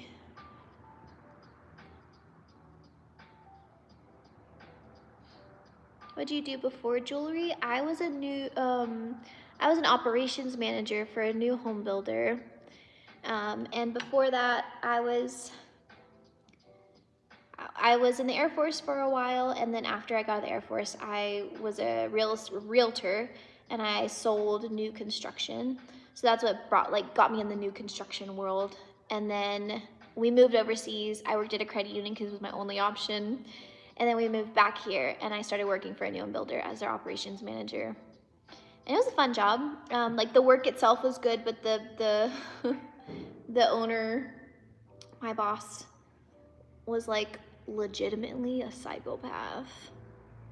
And so that's why I was like, jump, get me out of here.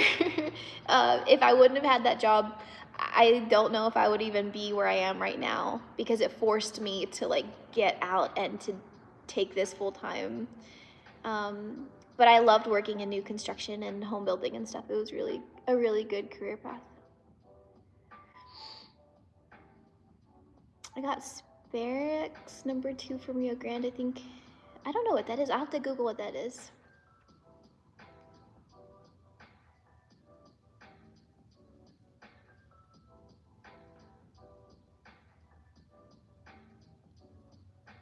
Can you get me, please? Can I put my ring in a tumbler after the pickle or after polishing it? Yeah, so after I pickle my ring, I usually drop it straight into a magnetic tumbler with a polishing liquid, like I use Shine Bright on Amazon, Shine Bright. And that will get it like really, really, really shiny, like almost to its full potential. And then I'll use radial discs if I see any scratches, and then I'll go in with my compound. But yes, after pickling, you can throw it straight into a tumbler. I'm gonna say, how is calculated? One seems so steady. I was gonna say, how is it calculated since it seems so sturdy and below 1,000 for the casting grain? Is my my Starry Night ring under $1,000? I don't know if it is. I think my 10 karat gold one is under $1,000, but 14 karat isn't.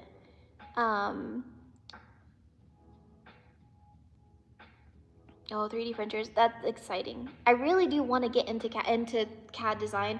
I looked for courses. The only one I could find was a 4-week course in New York at GIA, and then Stuller has a 5-day course for $2,000. And then you have to buy the program. It's so much money. But it is something I want to do in the future. It would be cool to learn. But I did find a 3D CAD designer that I can work with. I'm nervous to find out how much each design costs up front. You know, I imagine that the time that you need to put into designing a ring in CAD is a lot, and I would imagine that each design is probably like $500 to $1,000 per design. That's what my brain assumes. I need to ask, but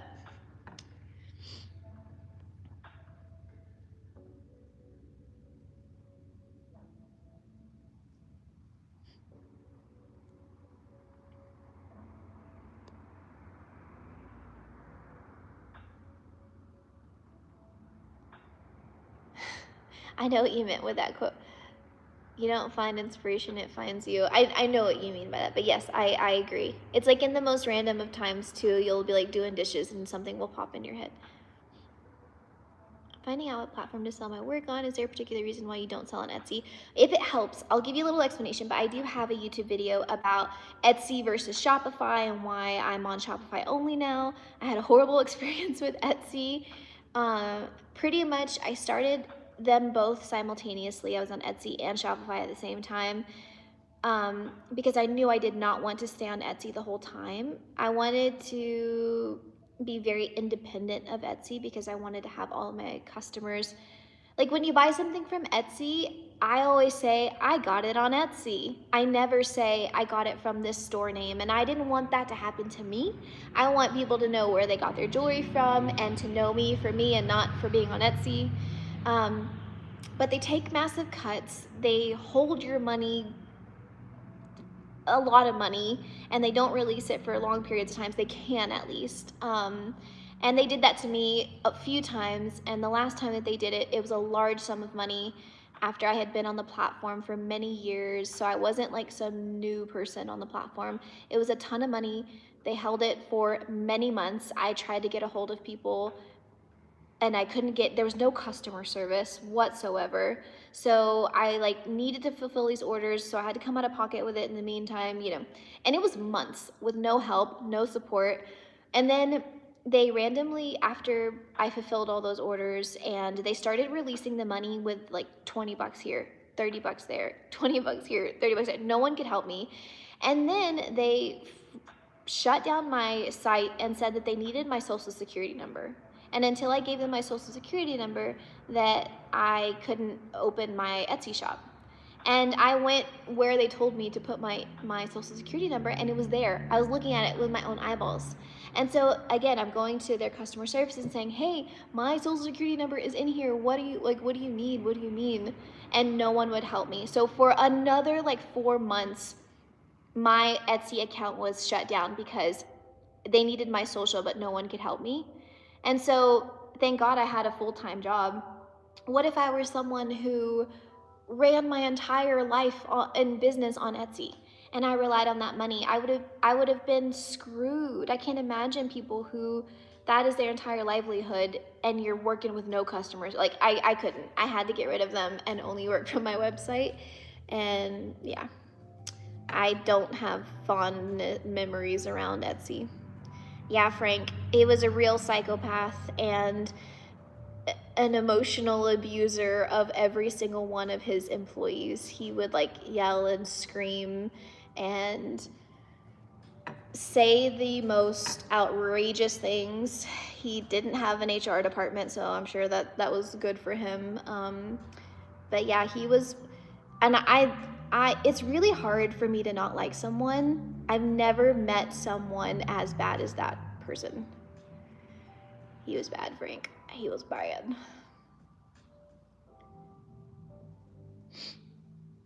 I didn't. I can't watch him polish it straight with the compound.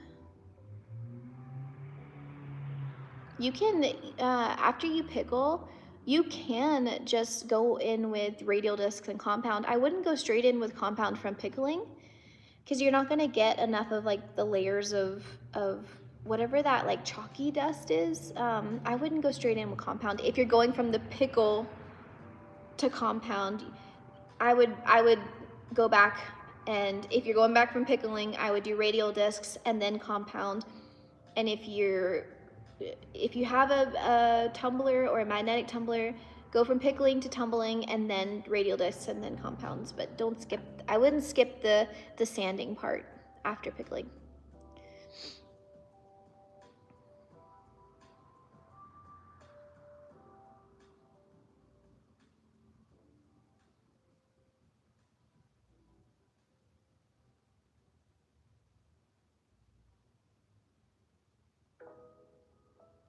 You feel like you've never calculated casting grain to cost profit, right?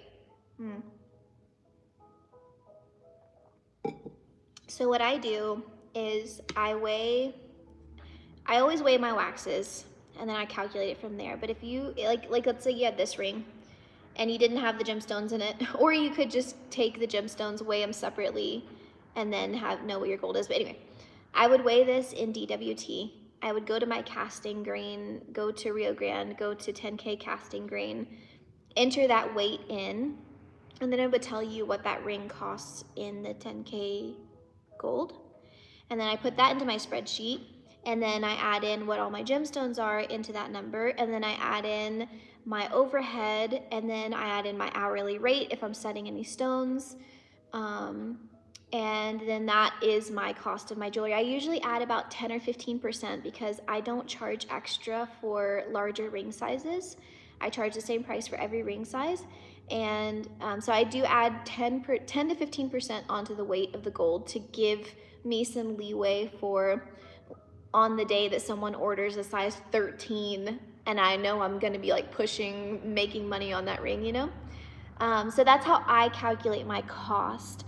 And then you can choose if you wanna do a 2.5% markup, if you wanna do, not 2.5%, but like, 2 times markup or 3 times markup on your gold. Everyone does everything differently. But I would say as long as you're making minimum 50% margins on your jewelry, you will be in a safe zone. Ideally be like 50 to 60% margins, just because there's so much that goes along with all of this, all of the consumables, and yeah, it's a lot. It's a lot. Yeah, Etsy is nuts.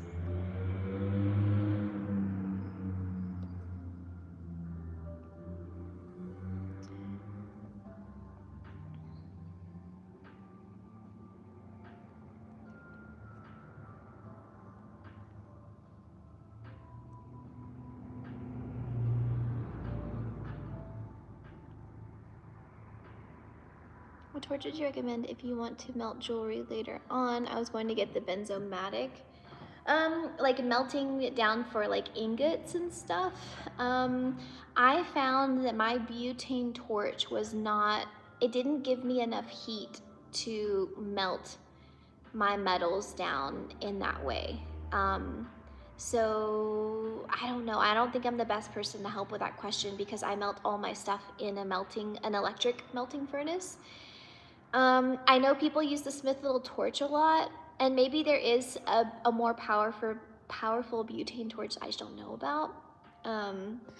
But I've tried to melt metal in a crucible one time with my butane torch, and I burnt it out, like completely ruined it. I learned setting stones from you. I had been watching your videos when you started setting up your workshop. I remember you setting up the plants. I really enjoyed watching. Aw, thank you. That was a long time ago. Thanks for being here for so long. Did you make them for way less or at cost when you started? When I first started, I never made anything at cost. Like, don't ever do yourself the disservice of making things at cost, because then people will expect it and you won't ever grow. Like, you have to, if you're like me or a lot of other people, when you're first starting, you're like scrounging for money to get the next tool and to get the next thing that's gonna help you make nicer stuff or the next nicer stone. So by doing things at cost, you're just hurting your future self. So if you don't feel comfortable charging, like making a lot or a profit off of your stuff because you're new and you're just learning, then maybe just mark your stuff up, like by a half. Like if your jewelry cost $100 to make, then maybe sell it for $150. You know, like do something smaller, but please don't ever make your stuff at cost, because you're just selling yourself short. You're not going to be able to grow, and you're just going to hurt your future self when you need to raise prices to eventually pay yourself and to grow your business. Yeah. How do you know what your overhead costs are? Do you do a percentage, add-on, or a dollar amount? It is very difficult to calculate consumables. I added up what my monthly expenses were, divided it up by 31, and my like what my average number of sales were a month, and that gave me an idea of what my overhead should be, and then I just added that number onto every order, like every item as overhead. So yeah, it can be tricky to figure it out. I didn't try and calculate bulbers and, you know, like all the consumables, sandpaper wheels, compounds, all of that stuff, which is why you need to have good, healthy margins, because there's always going to be something that you didn't think of, or things that are going to sneak up on you one day that you need to repurchase. So yeah, just make sure you've got 50 to 60% margins minimum, and you'll be okay.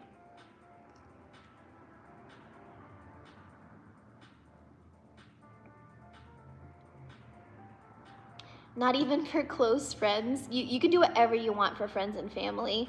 I have friends and family that I don't charge them anything outside of cost, but also I only do that for friends and family that they would never abuse that. They would never abuse that. Like, the people that I do that for are people that have never once asked me for a discount or have never once asked me to do something at cost. I have family and friends that I hadn't talked to in years, a decade, and then they reach out to me and they want me to make them an engagement ring at cost. Like, I'm sorry, that feels very much like you're trying to take advantage of my skills and my situation, and it doesn't feel good. And so no, I won't spend my time, my working time, to pretty much make you a ring for free, even though you really don't have anything to do with me. You've never once supported my work in the beginning, never like said hello in a long time, you know? I reserve that right for friends and family who really, really, really deserve it, who have never asked for a thing. So I would be careful who you offer that to, because there are going to be people, I was so surprised, there are going to be people who are going to try and take advantage of you. and what you have to offer. And yeah, so yes, there are friends and family that I do that for. I don't do it for everyone. And my good friends and family, every time I tell them that I'm just gonna do it at cost, they're always like, no, please, I wanna pay you. Like, those are the people I wanna do it for, you know? I'm happy to do that for you. So be careful of people trying to take advantage of you. It's unfortunate that people will do that, but they will.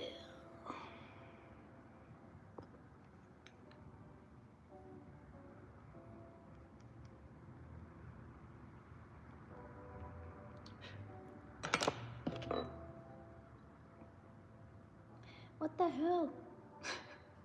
I resized this to a 6 and then I slid it on my mandrel and it's almost a 7. Goodness.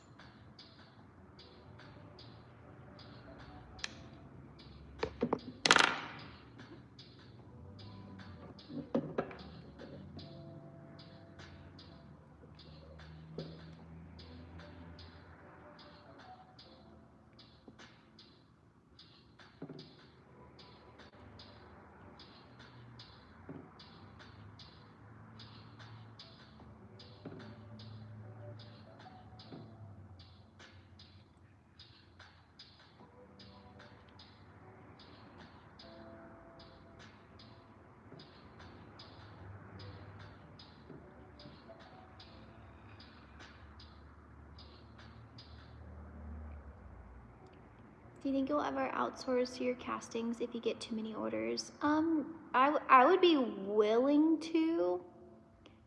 It's not ideal, but if I'm ever in a pickle, I do have someone that I can send my stuff to. If I ever get overwhelmed or like my schedule gets all wonky, yes, I can. And I would do anything to keep my orders from going out late. But it's not something I want to like get in the habit of doing. I want to keep things in-house as much as possible. It helps me save money. And also I think a lot of people purchase from me too because they appreciate that I am doing everything on my own. And so I want to make sure people always know how my stuff is made.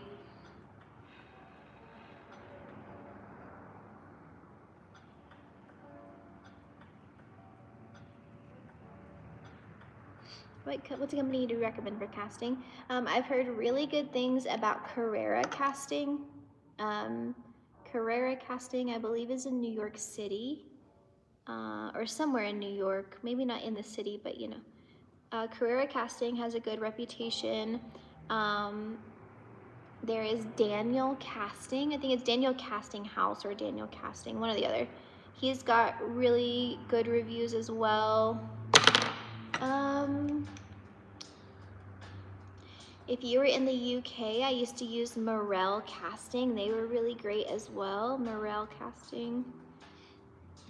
And then there's a place locally that they don't work with everyone. They just work with local jewelers. And so I could work with them if I needed to.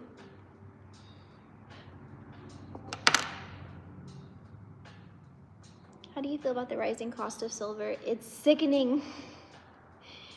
I hate it. I hate having to like keep an eye on all of it and raise prices on my website. And there have been a few times where I didn't catch it and I lost money because the cost jumped so high so quickly.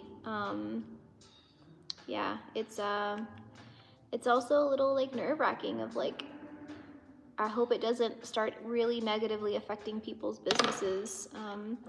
And again, that's another reason why you should make sure you have really healthy margins, because we are in a business where like the prices change every single day. And you don't want to have to eat that cost when things do change. So yeah. How long is my order turnaround? 20 business days. 20 business days. And I may have to raise that next year, but we'll see. I want to make sure, I want to get a few more classes under my belt and see how it affects my schedule, my weekday schedule, but yeah, right now it's 20 business days. How often am I updating prices? I try to look at it quarterly.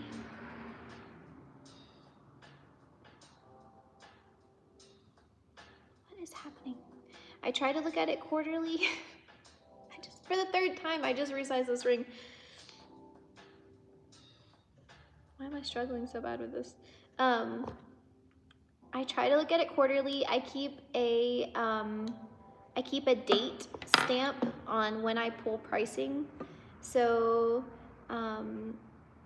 hopefully I can so I have a spreadsheet of all of my jewelry with the weights in silver and in gold next to every single thing that I make. And then I have the price of that gold when I first started making it, and then I put a date next to it so I know when I pulled it. And then 3 months from then, or if I hear anything going on, I'll go and I'll pull prices again. I'll pull up that spreadsheet, I'll look at my weights, I'll plug some of them in and say, okay, it's gone up like 20 bucks. I won't raise prices. Or it's gone up 300, like one of my rings went up $300 in 14 karat gold. And so I saw that and I was like, oh my God, run, like quickly go update it, because that's like a $300 change in a size 6 ring. What if someone ordered it in a size freaking 10 and it's 3 different rings in gold? And so yeah, I try and stay on top of it. I also though try not to stress myself out about it, especially with how much you're seeing people comment on the rising price of gold and silver. I try not to freak out about it, okay, keep an eye on it, don't let it rule your life. But yeah.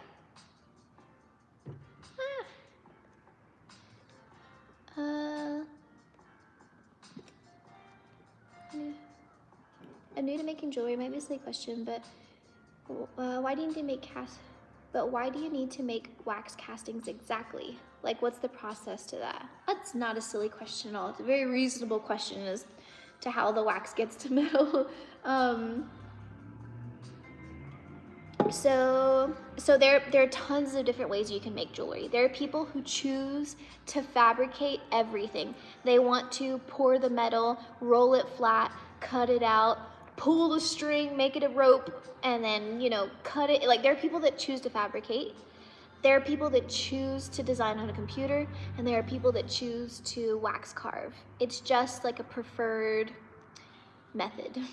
And it's the oldest method, and it's very fun. It's very therapeutic to watch the wax melt. So it's just a preference. It also has a lower barrier to entry than fabricating, because you don't need all the fancy torches, and you can outsource the casting part of it. But pretty much, you make your ring, and then you put a sprue on it. So this is what a sprue is, like this stick down here. And then you attach it to a main sprue. So this is what they call a gate. So it's a sprue, but they call it the gate because you're dealing with a bunch of sprues, right? So this is your gate. And then you've got your main sprue. You attach your ring to that main sprue. You put it in a flask and melt the wax. The wax melts away and disappears just like the wax in a candle, and you're left with a negative image of this ring and of this. It's all negative. And when you turn it upside down, you can pour metal inside this little thing, and the suction will go, it'll suck all the metal and hold the gold down into your ring, and then you have a gold or silver or whatever. So it's just a method, another method of making jewelry. Yeah, I hope that answered your question. And then you clip it all, clean it, file up where your sprue was, you file it, clean it up, and then set your stone. And that's the wax casting process. Would you ever use brass or bronze an affordable option to gold? I wouldn't, because it's not worth your time. You can't make enough money off of brass and bronze jewelry to make it worth your time and materials used. Yes, it's more affordable for people wanting to buy jewelry, but it tarnishes super quickly. A lot of people are allergic. And then also, like I said, your profits aren't even close to what they should be for just the time. the time that I put into setting stones in a brass ring, I could have put that same time and material into setting stones into a gold ring, and I make, I mean, 10 times as much. So at some point you have to be practical about what's worth your time and what's gonna pay your bills. And unfortunately, brass and bronze jewelry usually won't be that. I'm glad you're still here, Lori. I'm glad you're hanging out. I started a website, but I'm contemplating Shopify. I agree 100% on the Etsy thing. The same thing happened to me. Yeah, I think Etsy is good for people who are just starting out, but please don't ever let it be what you rely on. Like, have a website to go alongside it. When I had my Etsy, I made thank you cards that gave people 10% off when they shopped on my website, so that I could capture those people and that they could go see like my branding and they could go see my website and remember me for my website and not Etsy, because Etsy has way too much control. And people are going to say, I got that ring on Etsy, and you're not gonna have any brand awareness. They don't offer it. It's not a thing. So yeah, I do think it's good for people just starting, where you like every order really matters, and being exposed at all matters. Then yes, have an Etsy account, but also have a Shopify account too. Protect yourself. Do you have an inventory of cast rings? No, I don't. I do everything made to order, so I can be as like money fluid as I can. I try not to tie up my money in stock.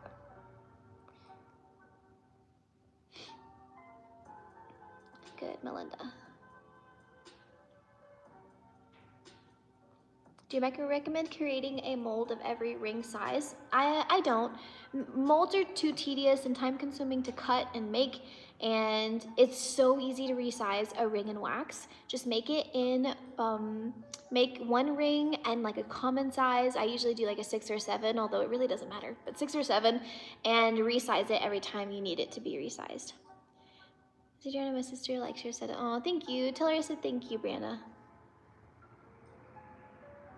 This all makes sense now with box testing, yeah.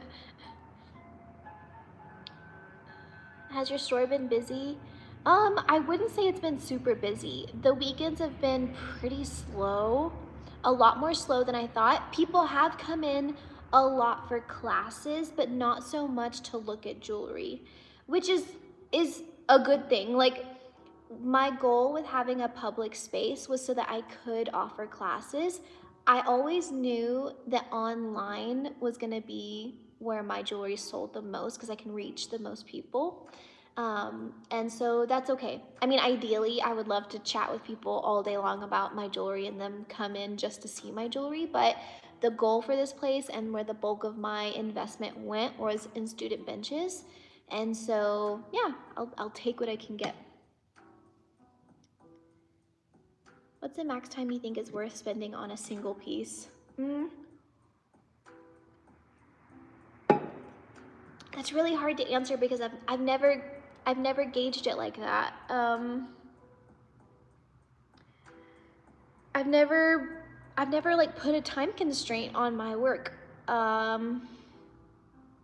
mean, I would ideally like to not spend more than like 6 hours on a piece, like setting stones and stuff. I mean, if I'm taking 6 hours to set stones in a ring, then I'm struggling with something. But when I'm making something new, like this ring, I've never made this ring before, I'm coming up with a new design, I don't put a time constraint on it, because I want it to come out good, you know? I don't know. I wish I had a better answer for that. I'm sorry. Did you reach out, or did your sponsors, affiliates reach out to you? Thankfully, they reached out to me. I think YouTube helped a lot with that, and then just being active on social media in general. But yeah, I've had a really good experience with everyone that I've worked with. I was so nervous to work with brands, because I don't want to ever disappoint anyone or like not, I want it always to be beneficial for them, but I've been very lucky to have to work with really good, normal brands that just want you to like do what you do and incorporate their stuff in with it, you know? Have you touched on or don't do custom orders? I do offer them now. I don't have any right now that I'm working on, but it's on my website. The door's open, so, but yeah. All right, the last few questions, and then I will go. It's already 3 o'clock. I've got a few more pieces to work on, and I gotta like, you know, lock in so I can get these invested before I leave.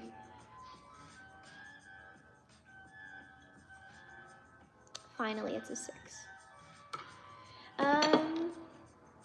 Is that a huge portion of your income with brands? No, I would say it's probably like, it was probably like 20% of my income.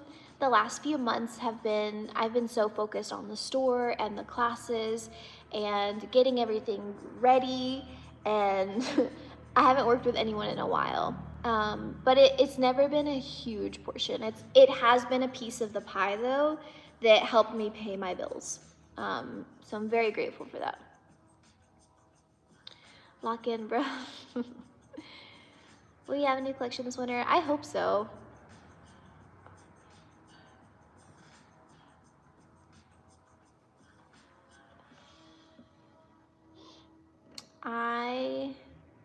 I will let you guys go. I hope you have a good Monday.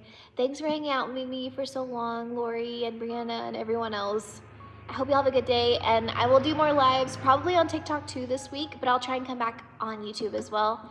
I hope you all have a good day and a good week, and be happy and positive and be nice to people, and yeah, have a good week, guys. Thank you so much for hanging out with me.